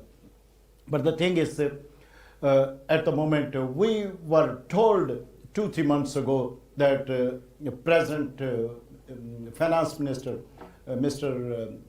Ishaq Dar, is coming and he is a champion of handling the economy. But until I think it's more than 2 months now, but until now we could not see anything better. Every now and then, what I just now this evening I was reading is that our reserves are less than 7 billion now. It's less than 7 billion, which is a quite scary picture. And God forbid, I don't know where it's going to be the end point. And if this happens, the way it's moving towards direction is everyone is scared, and that's one of the major reason nobody wants to invest in Pakistan now. People, if Pakistanis, they have the money, they are waiting for the good time, because nobody invests into a sinking ship. Exactly. So they want to see if there is any stability in Pakistan. And even the institutions like IMF, they don't want to go with any program with the Pakistan unless there is a stability in Pakistan. And the only thing which can bring the stability in Pakistan, go back to the people, ask for the fresh mandate, and go for the election. Whomsoever the people of majority of the Pakistani they elect, and they have the right to form the government. But at least that will be a government for the 5 years, and only then the international institutions and the investors from foreign country and the investors even from the local market, from the Pakistanis, they will be encouraged to invest the money. But under these uncertainties and under the dwindling situation, nobody would like to invest their money. Exactly. Mr. Khalid Saab, you just raised a point like about the Ishaq Dar Saab. You were saying like he's working on it. Do you really think he has a capacity to work for it? Like he can improve the dollar price as well. He can improve the Pakistani rupees. He can decrease the dollar price. Like he's saying, if I look at the different stances from the Ishaq Dar Saab, he's currently saying like he will down the, he is also working on the dollar prices. He is also working on the Pakistani rupees. He is also working on the bank different values. Like he is going to add different values in the bank sector. do you really think he's actually working for the Pakistan? Because there's a two picture. If I think about the statement that is coming from the Ishaq Dar Sahab, that is totally different what is actually happening. What he is actually saying is nothing to do with in actual practice. Like, what is your opinion? What do you say about it? I wish it happens the way Mr. Ishaq Dar is saying. I wish it happens like that. But the thing is that you rightly said that practically the things are not moving into that direction. And if he says that he is going to make the economy stable, my question is when he is going to make it? When Pakistan will be totally bankrupt? That's a valid point, exactly. Yeah, and you know, those our rival countries, our neighboring countries, especially, they are ridiculing us every now and then. They are making fun of Pakistan. Even the Bangladesh, which got the independence in 1971, far later than Pakistan. And in those days, we were having a very ridiculing statements from some of our Pakistani brothers. Look at their economy at the moment. Pakistan, at education in their budget. In Pakistan, our budget for the education is 6 billion. Bangladesh, 678 billion. Look at the comparison. On the health side, 12 billion is allocated for the health in Pakistan. Bangladesh, 369 billion. On our defense, 1,586 billion. Bangladesh, 400 billions. There is a drastic contrast between Pakistan and Bangladesh. Of course, I am not in the position to do the comparison between Pakistan and India, exactly, because the people will come out with different stances, different allegations type things, that India is bigger in size, their economy is bigger, they are much more stable, they have the democracy ever since. But in Pakistan, the military government regimes, they have spied it. People will come out with various stances. But the thing is, in Bangladesh, such things are not happening. Why? They are, every day their economy is getting better and better because there is a stable government over there. Their industry is working day and night. Unfortunately, our industry, which was working until last year, it was working very well, and we were short of the skilled workers. Now, 1.5 million skilled workers are unemployed in the industry sector. And then our other revenue which was coming to Pakistan was through the overseas. They don't have a trust in the government. They are not spending the money. It has gone very low, on the lowest ebb it's touching. And then wherever the major economy boost was coming from the industry and from the overseas Pakistani, both the sectors are not performing the way they were performing 1 year ago. Then the governing government, they should think about it, why the people have turned their face towards the other side. Exactly. And how, and they should make the lucrative policies for them, so that the people can have the trust on the government. And then for the industry, government should take the initiative to set all the track right in the right direction, so that the industry should start working. Unless these things will not improve, the economy will definitely, that's deeply linked with all these factors, and economy will not never get exactly. Mr. Ghali, you just raised a very good point. I'll discuss it. But what if, like, it is perceived by a common man like him? If I'm a common man, like, I will say I have nothing to do with it. Like the different budgets, I have nothing to do with it. I can't make the budgets. I can't work on it. So what is the actual reason behind that? We don't have any leaders who have actually who have good leadership qualities, who actually have pain for the poor peoples. what the actual reason? I, being a common man, I can't understand. Like you were saying, like the different budgets about the Bangladesh or Bangladesh as well as Pakistan. Like they have a lot of budgets that is actually different from the Pakistan. So if I'm a common man, what I can do? Like what is my moral responsibility in it? Who I can work for the system, because if I only talk about the politicians, like they are not working for the Pakistan, that's not fair to say. Like being a common man, I'm also asking this question to myself, like what I can do for the Pakistan, what a common man can do for the Pakistan. What do you say about it? What's your opinion about it? The thing is, of course, policies are not made by the common man. These are made by the government, people in authority, and execution is again their duty as well. But as a Pakistani, what we can do is, generally when we go for the election, we totally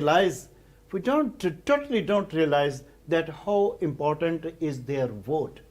They should vote in the favor of those candidates. Forget about the brotherly system and all the favoritism, and then this stubborn attitude that if I'm sorry to cut off you, but do you really think there is a transparency in our elections? There is no corruption in our elections. Like if I look at the situation, every politician is saying like this election was not fair. Like they were the actual leader, but people actually want them. But at the end of the day, who gonna be leader? Who gonna be the leader of Pakistani government? Who gonna be leader? So actually the situation is different. There is no transparency in our election. How we can change the system? When the previous government, when Mr. Imran Khan was the Prime Minister of Pakistan, I think his government, they came forward that the next time the election will, in order to get rid of the rigging of the election, so they should make the election through the machines and through the electronic voting machines. But that was vigorously opposed by the opposition, and unfortunately it did not happen. But the thing is, since 1970, we always hear after the election from the losing side that election was rigged, election was not exactly there was, and this happened and this happened. So the only solution is get rid of the old system, which is very much manual, and because those manual elections have never satisfied the opposition and the losers. So let's give it a try to a new system, go for the electronic voting machines, which was again opposed. Then what is the solution? They said they are, even Mr.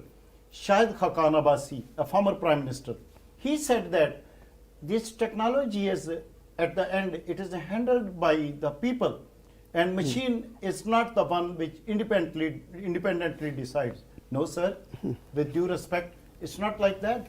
Our whole entire banking system is run by the machines, and there are the people, those who are at the back of that. Do you think someone can afford to do the fake recording in the under the pretext of the machine? They can do the fake statistics in the banking system. So in this, I'm sorry to cut off you, but so in this regard, what do you say about, like, there's a lot of scams in the banking sector, there's a lot of scams in the electronic gadget. If I talk about my mobile phone, it's electronic gadgets.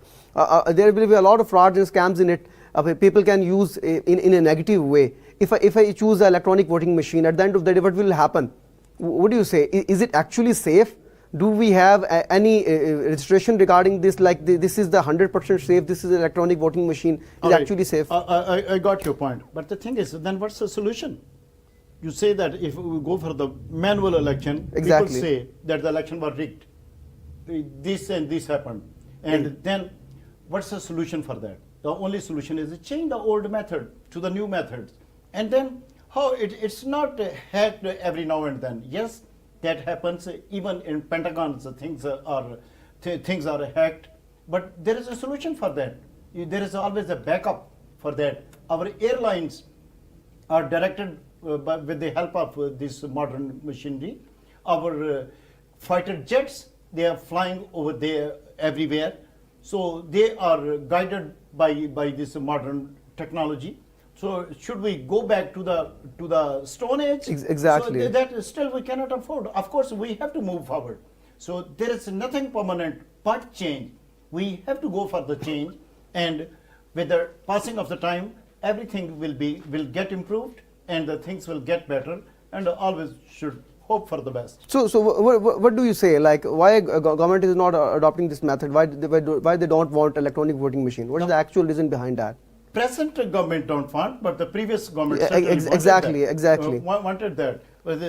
I'm talking about PMLN. They are saying like this is not safe for the Pakistan. What they actually saying? What is their point actually? Then what is the safe? What was safe? They should come out with a solution. So, being a common man, what do you think about it? If they are saying like this electronic voting machine is actually not safe for the Pakistanis? Sir, these voting machines are taking the whole entire election is taking place in UK and US as well, the most advanced country. Then what's the use of making the experiment here in Pakistan? Why not? All the advanced countries are using those machines. So what's the reason? Being a common man, what do you think? Why they don't want actually? Then the only reason is then people will say that I am raising the fingers upon the others. They are only because they get the benefit from the old system. They because the counting is not taking place effectively once it's a manual. Then the old system, they get benefited from the old system, and they have the registered voters in one constituency, and in the others in the same voters in the others as well, and then my last question about the electronic voting machine. How much do you think about, like, if I talk about the percentage, what do you say actually at the end? Like, is it how much it fair electronic voting machine if we move forward towards the electronic voting machine? So what will be about the transparency of the electronic voting machine? Being a common man, how can I understand like this is the actually happening in the elections? Like, I don't know at the end what will happen at the end. So being a common man, how government can make sure like I'm thinking about this election is transparent, this election is a fair election. So being a common man, how government can make sure me? At least the educated young people, they will acknowledge whatever the result through the technology will be, and because they are well versed with the wealth of the knowledge. Of course, the old people, orthodox, having orthodox ideas, they will certainly not accept it because it's beyond their imagination. They don't know what actually the system is, so they will not go for it. As I repeatedly say, that once the old system has miserably failed, then there is no other alternative but to go for the new and the modern technology and go for the new solution, and the use of the technology will be the best solution for that. Mr. Khalid, I'll discuss a point like it is perceived by some like our system or political system can be established well only if we discuss about the reforming of our constitution, judiciary, implementation of constitution, creation of independent election commission, continuity of fair elections, protection of major civil sectors. Like what do you say about the how much important about the reforming of judiciary? Judiciary, of course, whatever judiciary is only discharging their duty under the constitutions of Pakistan, and constitutions are made by the National Assembly. But in the National Assembly, if one particular party, which there are more than 60% people, they are under the allegations. And what do you think? What type of laws they are going to make, and what type of a constitution they are going to reform and make the reform and going to make? So definitely their first priority will be to get their own name out of that list where they are shouted with the slogans of the corruptions. That's what recently has happened in the why there was a change for the NAB laws were changed, and who got the benefit from those changes that has taken place? Who is the one who has got 1,100 billion rupee? So who got the benefit of these people? Who were those people under whose accounts these fake TTs were coming? Who are those people? Their ordinary servants like Maqsood Chapadasi and some other people. Exactly. They are those who are living on the rented houses, a miserable living they were living, and in their account billions of rupees were found. Is it possible that a man whose salary is only few thousand per month and there are billions and piles of money found in their accounts? There is no satisfactory answer to that. Exactly. And when there is the questions are asked even in the Supreme Court, give us the money trail of your business at such and such a countries, such and such a destinations. Who gave? They don't give the money trail. Exactly. And I think the voters should think about all these things. Unless these things are not addressed by the voters, by every Pakistani, then the things will never get better. You bring the thieves, looters again and again. Of course, as a result, we will be even worse than where we stand today at the verge of collapse. Exactly. Due to the shortage of time, my last question about what do you think actually, how much important is the implementation of Constitution? Like if I talk about the Constitution, not only the Constitution, if I talk about the different policies in Pakistan, that's also for the betterment of the system. How much important for their implementation? Sir, if we make realize our government. Yeah. Well, I think because now everybody openly talk about the interference of our most powerful institutions, which is establishment. Everybody talks about that. Why not that power should be used in the good of Pakistan? Of course, I have a great respect for them. And then Supreme Court. There should be no compromise on corruption. They should work for the betterment of Pakistan. They should join hand with those parties who have a better track record, and those who have skeptical records, those who have the doubtful records in the past, all these doubts should be cleared transparently, and only then the country's next government should be given into those hands. Because in China, if we see in China, there is absolutely no corruption at all. Why? Because the corrupt people are dealt with the iron fingers. And here, all the corrupt people, they enjoy all sort of privileges by the law. Even everywhere they know and they get the bails. Their garland of the flowers are showered on them, and then the rose petals are showered on them. Sad to see all these things. Because when the criminals are honored with the roses and petals, how can you expect then the common people will That's be a harsh discouraged? institution, exactly. Yeah, it's a heart-rending, it's a heartbreaking to see all these things where the looters and the corrupt people are crowned, they are honored, whereas the honest people, they are just hand to mouth. Exactly. Thank you very much, Mr. Khalid, for your precious time. In this program, due to the shortage of time, we have to finish our program over here. We have discussed a lot of issues of Pakistan. We have discussed what is the actual political issues in Pakistan, what is the best possible solution. We have discussed their best possible solutions. We have discussed different policies, and have also discussed what policies was best for the Pakistan, and what policies played a best role for the Pakistani improvement. Thank you for your time, and till next program we discuss the new issue of Pakistan. Till now, Allah Hafiz.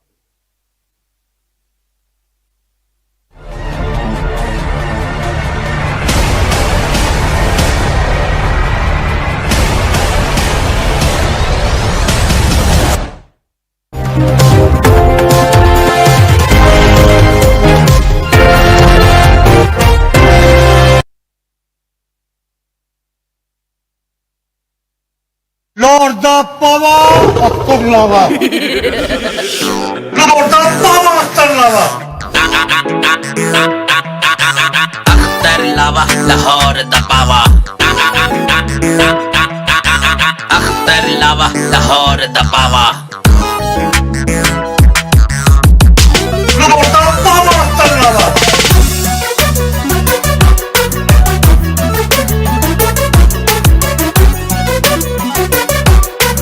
Lord the power of अक्कर लावा ਲਾਵਾ ਜੀ ਦੀ ਕਿਹੜੀ ਕਿਹੜੀ ਗੱਲ ਤੁਹਾਨੂੰ ਦੱਸਾਂ ਇੱਥੇ ਦਿਲਾਂ ਵਿੱਚ ਰਹਿਣ ਨਾਲ ਰਹਿਣ ਹੱਸਦੇ ਫੇਸਬੁੱਕ ਟਿਕਟੌਕ YouTube ਚਾਚਾ ਜੀ ਦੇ ਫੈਨ ਵੇਖੋ ਹਰ ਪਾਸੇ ਰਹਿਣ ਹੱਸਦੇ ਆਓ ਸ਼ੁਗਲੀ ਜਾਂ ਮੂੰਹ ਮੁੱਛ ਤੇਰਾ ਠਾਈ ਦੀ ਸਮਝ ਨਹੀਂ ਆਂਦੀ ਮੈਨੂੰ ਇਸ ਪਾਈ ਦੀ ਆਓ ਸ਼ੁਗਲੀ ਜਾਂ ਮੂੰਹ ਮੁੱਛ ਤੇਰਾ ਠਾਈ ਦੀ ਸਮਝ ਨਹੀਂ ਆਂਦੀ ਮੈਨੂੰ ਇਸ ਪਾਈ ਦੀ ਲਾਹੌਰ ਦਾ ਪਾਵਾ ਲਾਵਾ ਉਹ ਅਖਤਰ ਲਾਹੌਰ ਦਾ ਪਾਵਾ ਲਾਵਾ ਲਾਵਾ ਲਾਹੌਰ ਦਾ ਪਾਵਾ ਲਾਵਾ ਉਹ ਅਖਤਰ ਲਾਹੌਰ ਦਾ ਪਾਵਾ ਲਾ ਲਾ ਲਾ ਲਾ ਲਾਵਾ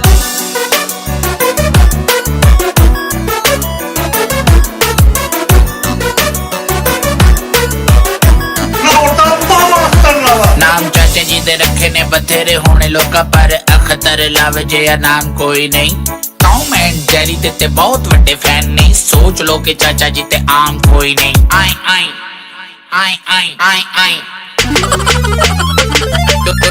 ਦੁਨੀਆ ਤੇ ਬਣਦੇ ਆਖਰੀ ਸਿਆਣੇ ਜਦੋਂ ਮਾਰਦੇ ਸੁਣ ਸੱਚੀ ਲੱਗਦੇ ਨਿਆਣੇ ਜਦੋਂ ਮਾਰਦੇ ਕਸੁਣ ਸਾਰੇ ਟਿਕਟੌਕਰ ਇਹੋ ਕਹਿੰਦੇ ਓਏ ਚਾਚਾ ਜੀ ਤੁਹਾਨੂੰ ਲਵੇ ਮੋਲਾ ਓਏ ਤੁਸੀਂ ਮਰ ਕੇ ਨਹੀਂ ਜਾਂਦੇ ਚਾਚਾ ਲਾਵਾ ਲਾਵਾ ਤੇਰੀ ਅੱਖਾਂ ਦਾ ਜਾਦੂ ਚਾਚਾ ਲਾਵਾ ਲਾਵਾ ਤੇਰੀ ਅੱਖਾਂ ਦਾ ਜਾਦੂ ਚਾਚਾ ਓ ਲਾਵਾ ਓ ਲਾਹੌਰ ਦਾ ਪਾਵਾ ਚਾਚਾ ਓ ਲਾਵਾ ਓ ਲਾਹੌਰ ਦਾ ਪਾਵਾ ਲਾਵਾ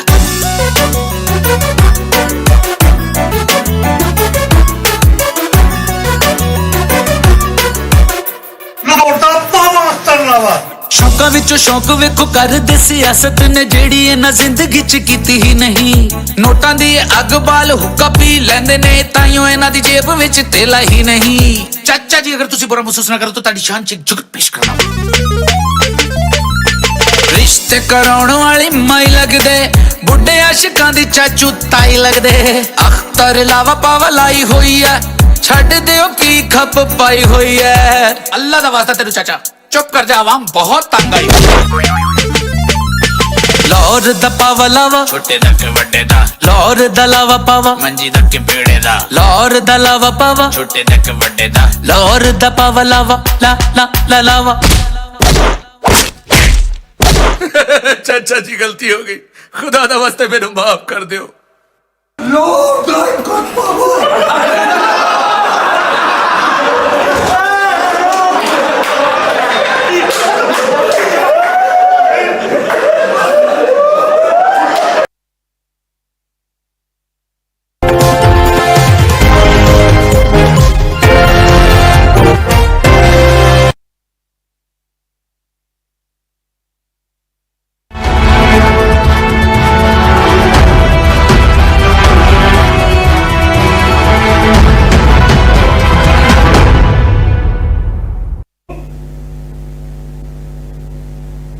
अस्सलाम वालेकुम नाज़रीन, मैं हूं आपका मेजबान सरदार तैयब खान और आप देख रहे हैं प्रोग्राम थर्ड फ्लैश। नाज़रीन, आज के प्रोग्राम में हम बात करेंगे इमरान खान साहब ने आखिरकार ऐलान कर दिया है कि वो कमियां तहलील करने जा रहे हैं और आज उन्होंने दबंग प्रेस कॉन्फ्रेंस की है और उसमें जबरदस्त ऐलान किया और उस ऐलान में उन्होंने कहा है कि हम जो है अपनी 2 असम्बलियां कुर्बान करने जा रहे हैं। इमरान खान ने कहा है कि 23 दिसंबर को असम्बलियां तहलील करने जा रहे हैं, मतलब कि अगले जुम्मे को इमरान खान साहब पंजाब और खैबर पख्तूनख्वा की जो है असेंबली तहलील करने जा रहे हैं। इसी पर आज हम हमारे साथ मौजूद हैं सीनियर इन्वेस्टिगेटिव जर्नलिस्ट हैं, सीनियर सहाफी हैं, सीनियर एंकर हैं असद खलील साहब और उसके साथ हमारे साथ मौजूद है लंदन से मुकीम अहमद साहब। असद साहब कैसे देखते हैं आज इमरान खान साहब के ऐलान को? देखिए, मैं समझता हूँ कोई भी जो सियासतदान है उससे इस तरह का इतना एक बोल्ड जो फैसला है उसकी तो भी नहीं की जा सकती थी। जिस तरह आप देखें कि पीडीएम की हुकूमत है वो कौमी असम्बली जो है उसको कुर्बान करने के लिए तैयार नहीं, हालांकि बावजूद इसके कि उनको मिली भी जिस तरह के प्लेट में रख के दी गई उसके बावजूद वो तैयार नहीं है। इस तरीके से जरदारी साहब जो है सिंध हुकूमत जो है उसको छोड़ने को तैयार नहीं है। लेकिन आप देखें कि 2 पंजाब की सबसे बड़ी जो असम्बली है और KPK में जिस तरह असम्बली है, 2 असम्बलियों की कुर्बानी देने का ये जो फैसला और उससे पहले कौमी असम्बली से जो अपनी हुकूमत जो है उसकी कुर्बानी दी गई इमरान खान की जानब से और फिर रिजाइन उन्होंने कर दिए, तो ये एक सियासतदान जो नहीं, ये एक लीडर जो है इस तरह का डेयरिंग जो है, ये बोल्ड जो फैसला है वही ले सकता है जो कि अपने बच्चों की या अपनी फैमिलीज की बजाय अपने मुल्क की आने वाली नस्लों के बारे में सोचता है। तो मैं समझता हूँ कि ये जो एक फैसला है ये इमरान खान का, ये पाकिस्तान को जो इस वक्त जो एक गैर यकीनी की जो सियासी जो अनसर्टेनिटी है और उस वजह से पाकिस्तान एक बदतरीन एक मुआशी बहरान से गुजर रहा है। तो इसको निकालने के बाद एक ही जरिया है कि मुल्क जो है उसके अंदर इलेक्शन कराया जाए और एक स्टेबल गवर्नमेंट जो है, जो कि अवाम जो है जिसको भी लाना चाहते हैं वो आए, और वही इस मुल्क को फिर इस मुआशी बहरान से एक स्टेबल जो पॉलिटिकल गवर्नमेंट है वही इस बहरान से उसको निकाल सकती है। तो मैं समझता हूँ अभी भी इमरान खान ने जो 23 दिसंबर की तारीख दी है, तो अभी भी अगर इनको समझ आ जानी चाहिए, और अगर जो मुल्क के जो फैसला साजी के अंदर जो लोग जो है अपना रोल प्ले कर सकते हैं, तो उसको उनको भी चाहिए कि पाकिस्तान के वसीतर मफाद की खातर वो अपना भी उस पर रोल अदा करे। और खास तौर पे मैं समझता हूँ कि जो सुप्रीम कोर्ट ऑफ पाकिस्तान है उसका भी रोल बनता है, और कोई भी अगर पाकिस्तान का शहरी या कोई कानूनी जो माहिरीन है वो इस मामले को लेके जा सकते हैं सुप्रीम कोर्ट की, कि जब आप मुल्क का जो 66% जो है कॉन्स्टिट्यूंसी के अंदर जब इलेक्शन होने जा रहे हैं और मुल्क एक मुआशी बहरान का शिकार है, और इलेक्शन कमीशन ऑफ पाकिस्तान 2 दफा एक्सरसाइज करने की बजाय क्यों ना एक ही दफा एक्सरसाइज करके, और मेन जो असल मसला है मुल्क का मुआशी बहरान का, उससे भी निकाला जा सके इस सियासी इस्तेकाम पैदा करके एक जनरल इलेक्शन के जरिए। तो उस पर भी मैं समझता हूँ कि चूंकि एक जस्टिफाइड बात है, लॉजिकल बात है, तो इलेक्शन कमीशन और फेडरेशन जो है उसको पार्टी बना के तो ये बात भी ले जाई जा सकती है। दूसरा जो वक्फा जो बीच में 7 दिन का दिया है, उसकी एक ये भी वजह है क्योंकि कौमी असम्बली के अंदर जो पीटीआई की स्ट्रेटजी है कि वहां पे जिस तरह रिजाइन अपने एक्सेप्ट उन्होंने कराने हैं, वो भी चूंकि एक मामला था, तो इसलिए बीच में कुछ दिन का जो है गैप दिया गया है ताकि ये सारे प्रोसीजर्स जो है वो 23 दिसंबर तक मुकम्मल किए जा सके। जी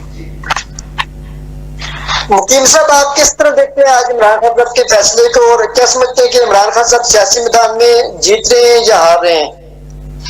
देखिए, इमरान खान ने जो है गेंद हुकूमत के या पीडीएम के कोर्ट में फेंक दिया है कि उन्होंने अभी तक तो ये पत्ता जाहिर नहीं किया था, वो ये डिटरमिन तो थे कि मैं असेंबलियां तोड़ दूंगा, लेकिन किस तारीख को और कितना वक्फा देके यहाँ भी उन्होंने बातचीत का दरवाजा खुला रखा है। अगर चाहते तो आज ही तहलील कर देते, दोनों वज़राए आला मौजूद थे, वहीं उसी वक्त वो साइन करके गवर्नर्स को भेज सकते थे। तो उन्होंने यहाँ पे तो एक सियासी दानिशमंदी का मुजाहरा किया है कि अगर दीगर पार्टीज और जो मुक़द्दर हल्के हैं वो कोई बात करना चाहते हैं, किसी नतीजे पर पहुंचना चाहते हैं, कोई इस्लाहात लाना चाहते हैं और यूनानिमसली इलेक्शन की डेट पर एग्री होना चाहते हैं, तो this is the right time. तो ये समझता हूं कि इस वक्त कोई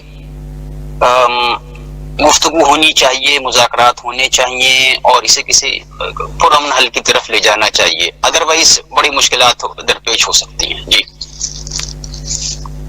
असद साहब, कैसे देखते हैं कि जो लोग ये कह रहे थे कि जो परवेज़ साहब है वो जो है इमरान खान साहब के साथ नहीं होंगे, और जिस तरह आज इमरान खान साहब ने एक किस्म का सरप्राइज दिया कि दोनों वज़राए को केपी के में तो हमें पता था कि वो उनके साथ ही होंगे, लेकिन ये खबरें गर्दिश कर थी कल से कि परवेज़ साहब जो है वो इस्लामाबाद आए हैं और वो किसी आम शख्सियत से मिले हैं, तो वो कल कोई बड़ा सरप्राइज दे सकते हैं या वो इमरान खान साहब के साथ नहीं बैठ सकते। लेकिन इमरान खान साहब ने भी काफी हैरानकुन जो है वो सबको सरप्राइज दिया है कि जो बड़े बड़े दानिश्वर, बड़े बड़े सहाफी ये एक प्रेडिक्शन कर रहे थे कि इस तरह हो जाएगा, ये हो जाएगा, वो हो जाएगा, इख्तलाफात हो जाएंगे और ये नहीं तोड़ेंगे। तो सर इसको आप किस तरह देखते हैं? असद साहब। जी जी हाँ सर मैं ये पूछ रहा हूँ कि ये काफी लोग कल से जो कर रहे थे कि साहब जो है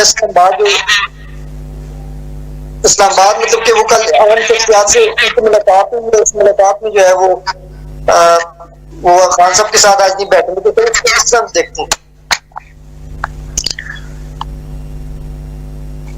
अभी आवाज आ रही है मेरी? जी सर आपकी आवाज आ रही है। अच्छा, नहीं तो आज जिस तरीके से आपने देखा कि दोनों वज़रा आला जो है वो साथ बैठे थे और इमरान खान साहब की अनाउंसमेंट से पहले ही सहाफियों से जब बात की या ट्वीट भी अपने चौधरी परवेज़ ने की है, तो उन्होंने बताया था कि हमारे पास जो अमानत है हमने तो उनको वापस कर दी है और हम उनके साथ हैं, पहले भी साथ थे, अभी भी हैं और बाद में भी उनका साथ उसी तरीके से रहेंगे। और जिस तरीके से उन्होंने कहा इमरान खान ने तो तमाम जो पार्टियां हैं उनको जीरो कर दिया और अफवाहें जो है फैलाने वाले भी उन्होंने कहा कि उनको भी जो है मुंह भी खानी पड़ेगी। तो पहले भी आपको पता है इस तरह की चीजें की गई, लेकिन अल्टीमेटली आपने देखा कि जो चौधरी परवेज लाई ने बात की, जो मोनस लाई ने बात की और लोगों ने तो बहुत सारी इसके ऊपर जो है अफवाहें फैलाई हुई थी और कि वो इस तरह नहीं होगा, ये नहीं होगा, वो डिले करेंगे, वो नहीं चाहते। तो अब तो मेरा ख्याल है किसी को शक नहीं इस पे रहना चाहिए। तो जिस तरीके से उन्होंने इमरान खान का जो फैसला है, जो उन्होंने बात की, उसी तरीके से मन्नोआन उसको उन्होंने तस्लीम किया। तो मैं समझता हूँ कि ये जो चीजें हैं ये एक उनका रोल भी जो है मैं समझता हूँ कि एक अप्रिशिएट करने वाला है, वरना तो आपको पता ही है कि दूसरी तरफ से भी उनको पूरी जोर लगाया जा रहा है, उनको ऑफर्स दी जा रही हैं, पहले भी थी उनके पास, अभी भी उनको दी जा रही हैं कि आपको हम अभी भी वजीर आला रखने के लिए तैयार हैं, आइंदा भी जो है आपको जो वजीर आला बनाने के लिए हम तैयार हैं, तो आप हमारे साथ आए। लेकिन उसके बावजूद उन्होंने किसी बात को खातिर में नहीं लाए और उन्होंने यही कहा कि जो हमारा फैसला है पहले उसी पे हम कायम हैं और हम इमरान खान के साथ जिस तरह पहले थे अभी भी उनके साथ हैं और आइंदा भी उन्हीं के साथ हम रहेंगे। तो अब मैं समझता हूं इसके बाद रह गया किसी के पास। सर ये भी कमेंट कर दीजिए तोशा खाना के हवाले से जो ऑडियो लीक्स गुज़िश्ता रोज करवाई गई, सर इस पर आप किस तरह देखते हैं कि जिसकी ऑडियो लीक हुई है, साहब का जो प्रिंसिपल सेक्रेटरी थे इनाम शाह, उन्होंने कहा है कि ये ऑडियो उनकी ही है और उनसे उनको पिक्चर्स निकालने पर जो है वो निकाला गया बनीगाल से। तो आप क्या समझते हैं कि जो हुकूमत के पास इमरान खान साहब को और तो कुछ नहीं है बेनकाब करने को सिवाय बस वो किरदार कशी के अलावा, तो इसको किस तरह नजर से देखते हैं कि क्या ये ऑडियो फोरेंसिक किए बगैर जो है मुस्तनद समझी जा सकती है? देखिए एक मीडिया ट्रायल है और आपको पता है जब करप्शन के हवाले से तो इमरान खान की कोई एम्बेजलमेंट या उनका जो सरकारी खजाने को नुकसान पहुंचाने का या किसी प्रोजेक्ट के अंदर किकबैक्स कमीशन का या अपने किसी अजीजो कारब का कोई अहम ओहदा देने का या कोई पाकिस्तान के अंदर या बैरून मुल्क को असासे बनाने का, इस तरह का केस तो उनके सामने आ नहीं सका। पंजाब में भी उनकी हुकूमत थी, वफाक में उनकी हुकूमत थी, KPK में उनकी हुकूमत थी, अभी AJK में उनकी हुकूमत है, गिलगित बल्तिस्तान में उनकी हुकूमत है। तो सवाए इस तरह के जो शोशे हैं जो पहले आपको पता है कभी फराग होगी के हवाले से छोड़े गए, कभी खातून अव्वल के हवाले से बनाया गया, कभी घड़ी का मामला उछाला गया, अभी जेवरात के मामला उछाले जा रहे हैं। तो इन चीजों को सवाए मीडिया ट्रायल के और इनके अंदर कुछ भी नहीं है। मैं नहीं समझता कि इन चीजों से जो आवाम है वो इमरान खान के खिलाफ होने वाली है या PDM के जो लोग हैं इस तरह की चीजें करके वो इमरान खान की पॉपुलैरिटी का जो ग्राफ है उसमें कमी ला सकते हैं। तो ये शोशे हैं, मीडिया ट्रायल है, वो आवाम को महंगाई की जगह जो चीजें हैं जो जिस तरीके से एक वर्स्ट एक हमारे पाकिस्तान की जो मुआशी सूरत हाल है और ये मुख्तलिफ जो चीजें हैं उससे तवज्जो हटाने के लिए और इमरान खान को डिफेम करने के लिए या उनकी शोहरत को नुकसान पहुंचाने के लिए इस तरह का जो मीडिया ट्रायल आए रोज कोई ना कोई करते हैं वो। लेकिन मेरा नहीं ख्याल कि इन चीजों से कोई फर्क पड़ने वाला है। इमरान खान के बारे में सब लोग जानते हैं कि उनके पास जितने भी प्लाट्स थे, उनके अपने एसेट थे, इवन के उन्होंने वसीयत भी की है कि मेरे जो अभी बनी गाला या बाकी भी कोई अगर थोड़ी बहुत जो प्रॉपर्टी है वो सारी जो है वो भी शौकत खानम के नाम उन्होंने जो है वो डोनेट की है।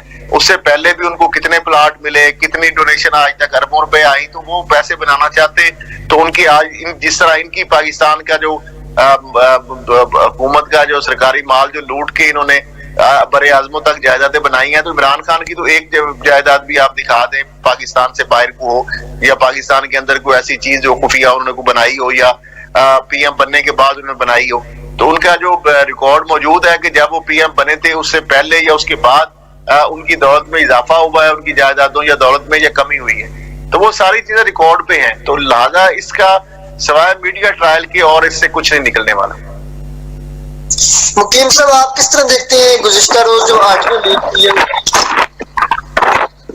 ये बड़ा अफसोसनाक है और इसकी जो है तहकीकात होनी चाहिए कि ऐसे किसी पर अगर बिला वजह इल्जाम लगाया गया है या बकौल फवाद चौधरी के वो कट एंड पेस्ट किया गया है तो इसकी हकीकत अवाम के सामने लाई जानी चाहिए। और अगर किसी ने कोई गैर कानूनी काम किया है तो उसे कानून के कटहरे में खड़ा करना चाहिए। लेकिन इसमें जो सबसे खतरनाक बात है वो ये है कि अगर वजीर आजम का दफ्तर और उनकी यानी प्राइवेसी तक जो है वो महफूज नहीं है, तो इस मुल्क में फिर क्या रह गया कि वो यानी खातून अव्वल है साबिक और वजीर आजम का घर है, तो क्या हर कॉल टेप हो रही थी? क्या वजीर आजम का घर महफूज नहीं था? और क्या अब जो मौजूदा वजीर आजम है वो और उनके अहले खाना महफूज हैं? ये बहुत बड़ा सवाल है हमारे इदारों के लिए। They should look into it और कि इसको क्लैरिफाई करना चाहिए कि रिकॉर्डिंग की किसने थी और इसको अब क्यों रिलीज किया गया, और क्या इसके अलावा भी कोई ऑडियोज हैं कि जो हमारे मुल्क के मफादात को नुकसान पहुंचा सकती है। जी असद साहब, मरियम नज़ीब साहिबा ने इमरान खान साहब के फौरन खिताब के बाद प्रेस कॉन्फ्रेंस की और उसमें ऐलान किया कि कल हम जो है वो एक इजलास वज़ीर आज़म साहब ने बुलाया, तो इस पर जो है हम अदम एतमाद पंजाब में लाएंगे, केपी में भी हम कोशिश करेंगे और हम अपने तादियों से मुशावरत करेंगे और इसको रोकेंगे, असम्बलियों तोड़ने के मामले को हम आईनी तरीके से रोकेंगे, जिस तरह भी हो सके उन्होंने कहा कि हम रोकेंगे। तो सर किस तरह देखते हैं कि क्या पंजाब में ये रोक सकते हैं अदम एतमाद के जरिए असम्बलियों को तोड़ने के हवाले से? जी कानूनी तौर पर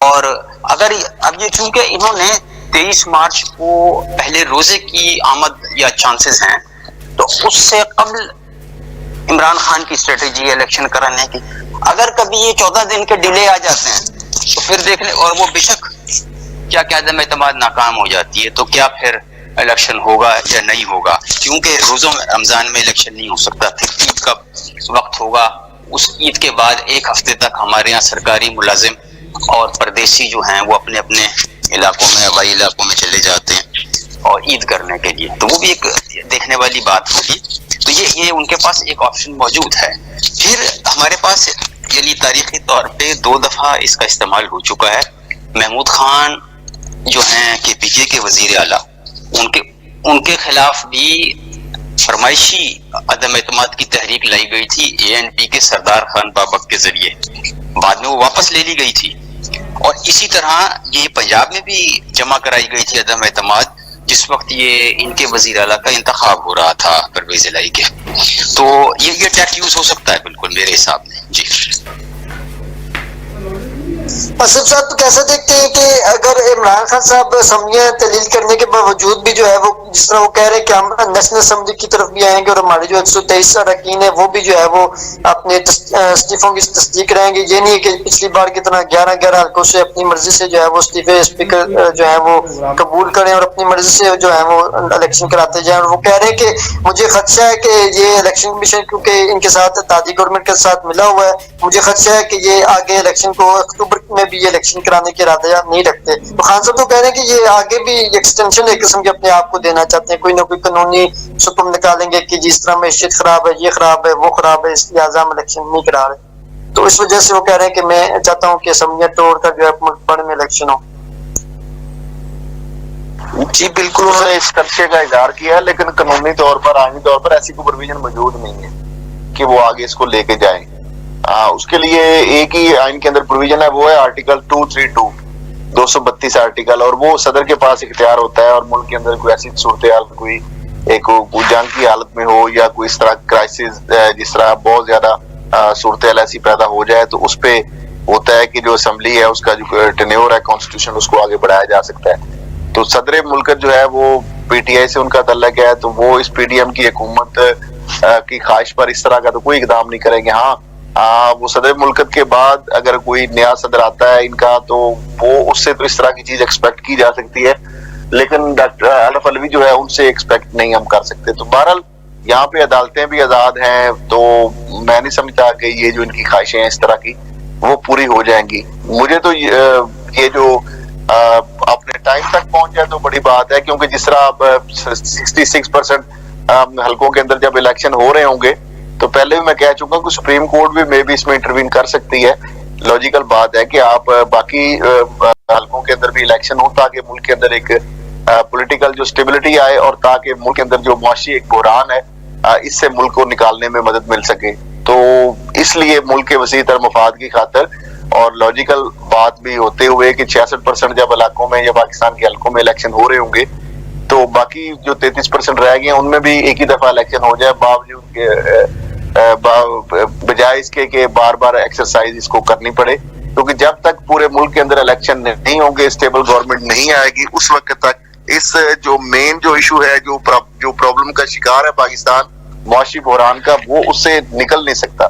तो इसलिए मैं समझता हूँ कि ये चीज भी एक possibility can not be ruled out, इसमें भी इंटरवेंशन हो सकती है सुप्रीम कोर्ट ऑफ पाकिस्तान की, कोई अगर पिटीशन लेके जाता है। मुकीम साहब कैसे देखते हैं कि इसमें जो इलेक्शन के हवाले से ये पाकिस्तान की तारीख में पहली मर्तबा नहीं होगा कि कौमी असम्बली के इलेक्शन जो है वो बाद में होंगे, और 66% जो है वो मुल्क पाकिस्तान में इलेक्शन हो रहे होंगे, पंजाब में भी और केपी में भी। तो आप कैसे देखते हैं कि नेशनल के अगर बाद में होते, अगर ये इसी तरह मुसलत रहते हैं, ये जो शादी इलेक्शन की तरफ नहीं जाते, तो आपके इस पर क्या नुक्ता नजर?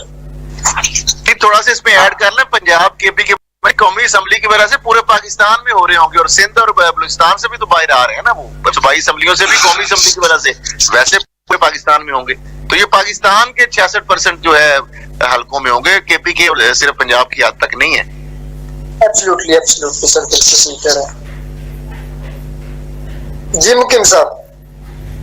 हाँ, अगर ऐसा जैसे आप फरमा रहे हैं, अगर ऐसा हुआ कि जी कौमी के बाद में हो और 2 सूबाई के पहले हो, तो बड़ा एक जो है कि इंतजामी मसला क्रिएट हो जाएगा, और ये बड़ा अनबैलेंस्ड किस्म का इलेक्शन हुआ करेगा हर दफा पे। देखिए ना, हर एक की मुद्दत जो है वो 9 महीने पहले खत्म हो जाएगी, दूसरी की 9 महीने के बाद होगी, फिर जो रूलिंग गवर्नमेंट होगी वो अलग रोल प्ले करेगी, जिनकी हुकूमत नहीं होगी वो बरसर इख्तियार पे ब्लेम लगाएंगे, जो हमेशा होता है। तो मेरी तो दुआ है कि ये एक ही वक्त में हो जाए, और जो इस्लाहात लानी है वो लाके और किसी मुनासिब अबूरी सेटअप पर ये एग्री कर जाएं, वरना तो यहाँ तो हालत ये हो रही है कि पानी का गिलास पकड़ने पर भी एक दूसरे के एतराज आ जाते हैं। तो इस किस्म की बचगाना और नाबालिग सियासत से अल्लाह बचाए, और अल्लाह इन्हें हिदायत दे कि ये कहीं किसी नतीजे पर पहुंच जाएं। अदरवाइज तो ये हर चीज कंट्रोवर्शियल होती जा रही है। कि खान साहब ने ये जो पूरी तकरीर थी उसमें 2 ही आदमियों को टारगेट किया, एक जनरल रिटायर्ड कमर जावेद बाजवा और एक present election commissioner Sikandar Sultan Raja. अब देखने वाली बात यह है कि यही इलेक्शन कमिश्नर रहे और इन्होंने इलेक्शन कराए, तो क्या नतीजा मान जाएंगे इमरान खान अगर उनके हक में ना हुआ? ये तो एक बहुत बड़ा सवालिया निशान है।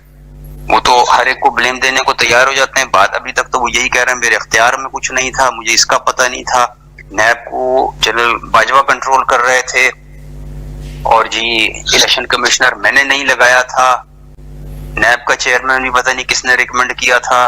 तो बड़ी अजीब सूरत हाल है कि वो तो परों पे पानी नहीं पड़ने दे रहे, अगर यूं कहा जाए तो, कि बस वो सब कोई अभी लोग करते रहे, हुकूमत चलाते रहे 3.5 पौने 4 साल तक।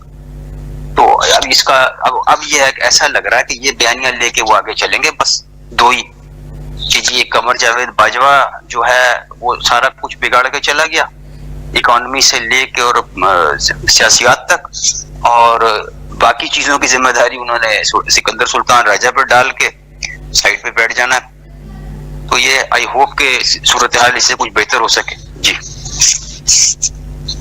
असद साहब कैसे देखते हैं कि इन 7 दिनों में कोई आपको हुकूमत और ओपोजिशन मतलब खान साहब और ये इत्तेहादी गवर्नमेंट के दरमियान की मुज़ाकरात नजर आते, क्योंकि जमात इस्लामी की तरफ से भी जो है वो सालिसी का किरदार अदा करने का सराज उल हक साहब की तरफ से ऑफिशियली जी कहा गया कि अगर 2014 की तरह अगर सालिस का अगर किरदार करने का हमें कहा जाता तो हम किरदार अदा करने के लिए तैयार हैं। तो सर कैसे देखते हैं कि जमात इस्लामी इसमें कोई अपना रोल अदा कर सकती है अगर उनको आगे लाया जाए और सियासी मामलात को सियासी तरीके से टेबल टॉक से जो है वो हल किया जाए?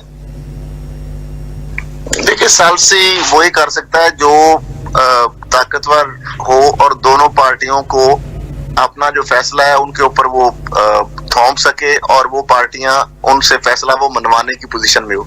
तो जमात इस्लामी तो इस पोजीशन में नहीं लगती मुझे कि वो पीटीआई या एनपीडीएम की जमातों को अपने फैसला जो है उस पर वो कन्विंस कर लें या उसके ऊपर मनवाने के लिए वो कुछ आगे आ सके। सदर मुल्कत के हवाले से जो पीटीआई ने भी कहा है कि ऑलरेडी हमने उनको मैंडेट दिया हुआ है, उससे जो हुकूमती जो है पीडीएम के जो गुजरा है उनके भी मुख्तलिफ जो मीटिंग्स हुई हैं, मुज़ाकरात हुए हैं, तो अभी तक तो वो बेनतीजा निकले। अब देखते हैं कि ये 7 दिन का टाइम है उनके पास, अगर वो इलेक्शन में जाना चाहते हैं तो ठीक है, वो तो इमरान खान साहब के लिए या पीटीआई के लिए काबिल कबूल है। और उसके अलावा तो मेरा नहीं ख्याल कि आपको ऑप्शन रह गई है कि वो फर्दर, क्योंकि इमरान खान साहब इसलिए बार बार टाइम दे रहे थे कि उससे पहले ताकि ये अगर कोई अनाउंस कर देते हैं डेट तो फिर मे बी ये असम्बलियां तहलील करने के ये जो मामला है या ऐलान है उससे वो दस्तबरदार हो जाए।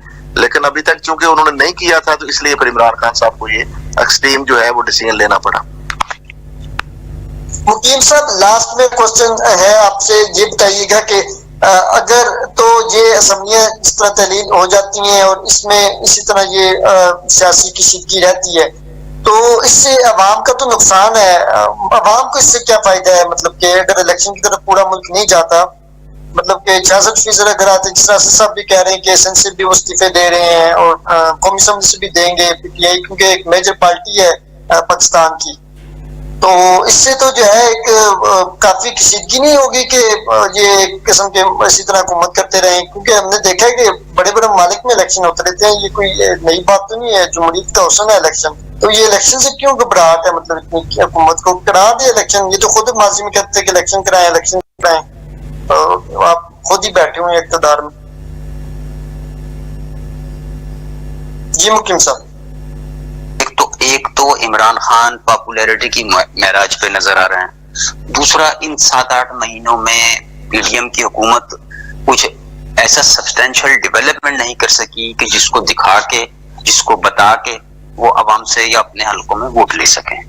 तो हर हमारे यहाँ हुकूमतों का यही होता है कि खुले कर्जे मिलें, उसके बाद वो दोनों हाथों से डेवलपमेंट का फंड बांटें और फिर एमएनए उसकी बुनियाद पे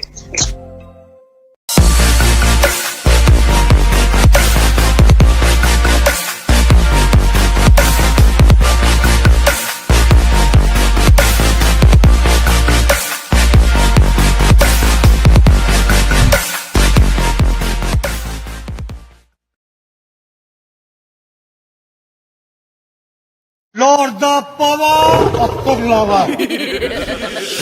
Lord the power of Kurlava. Akhtar लावा लाहौर दा पावा।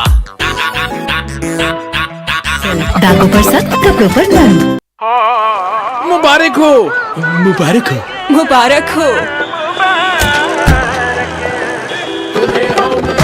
हाँ मुबारक हो, मुबारक हो, मुबारक हो।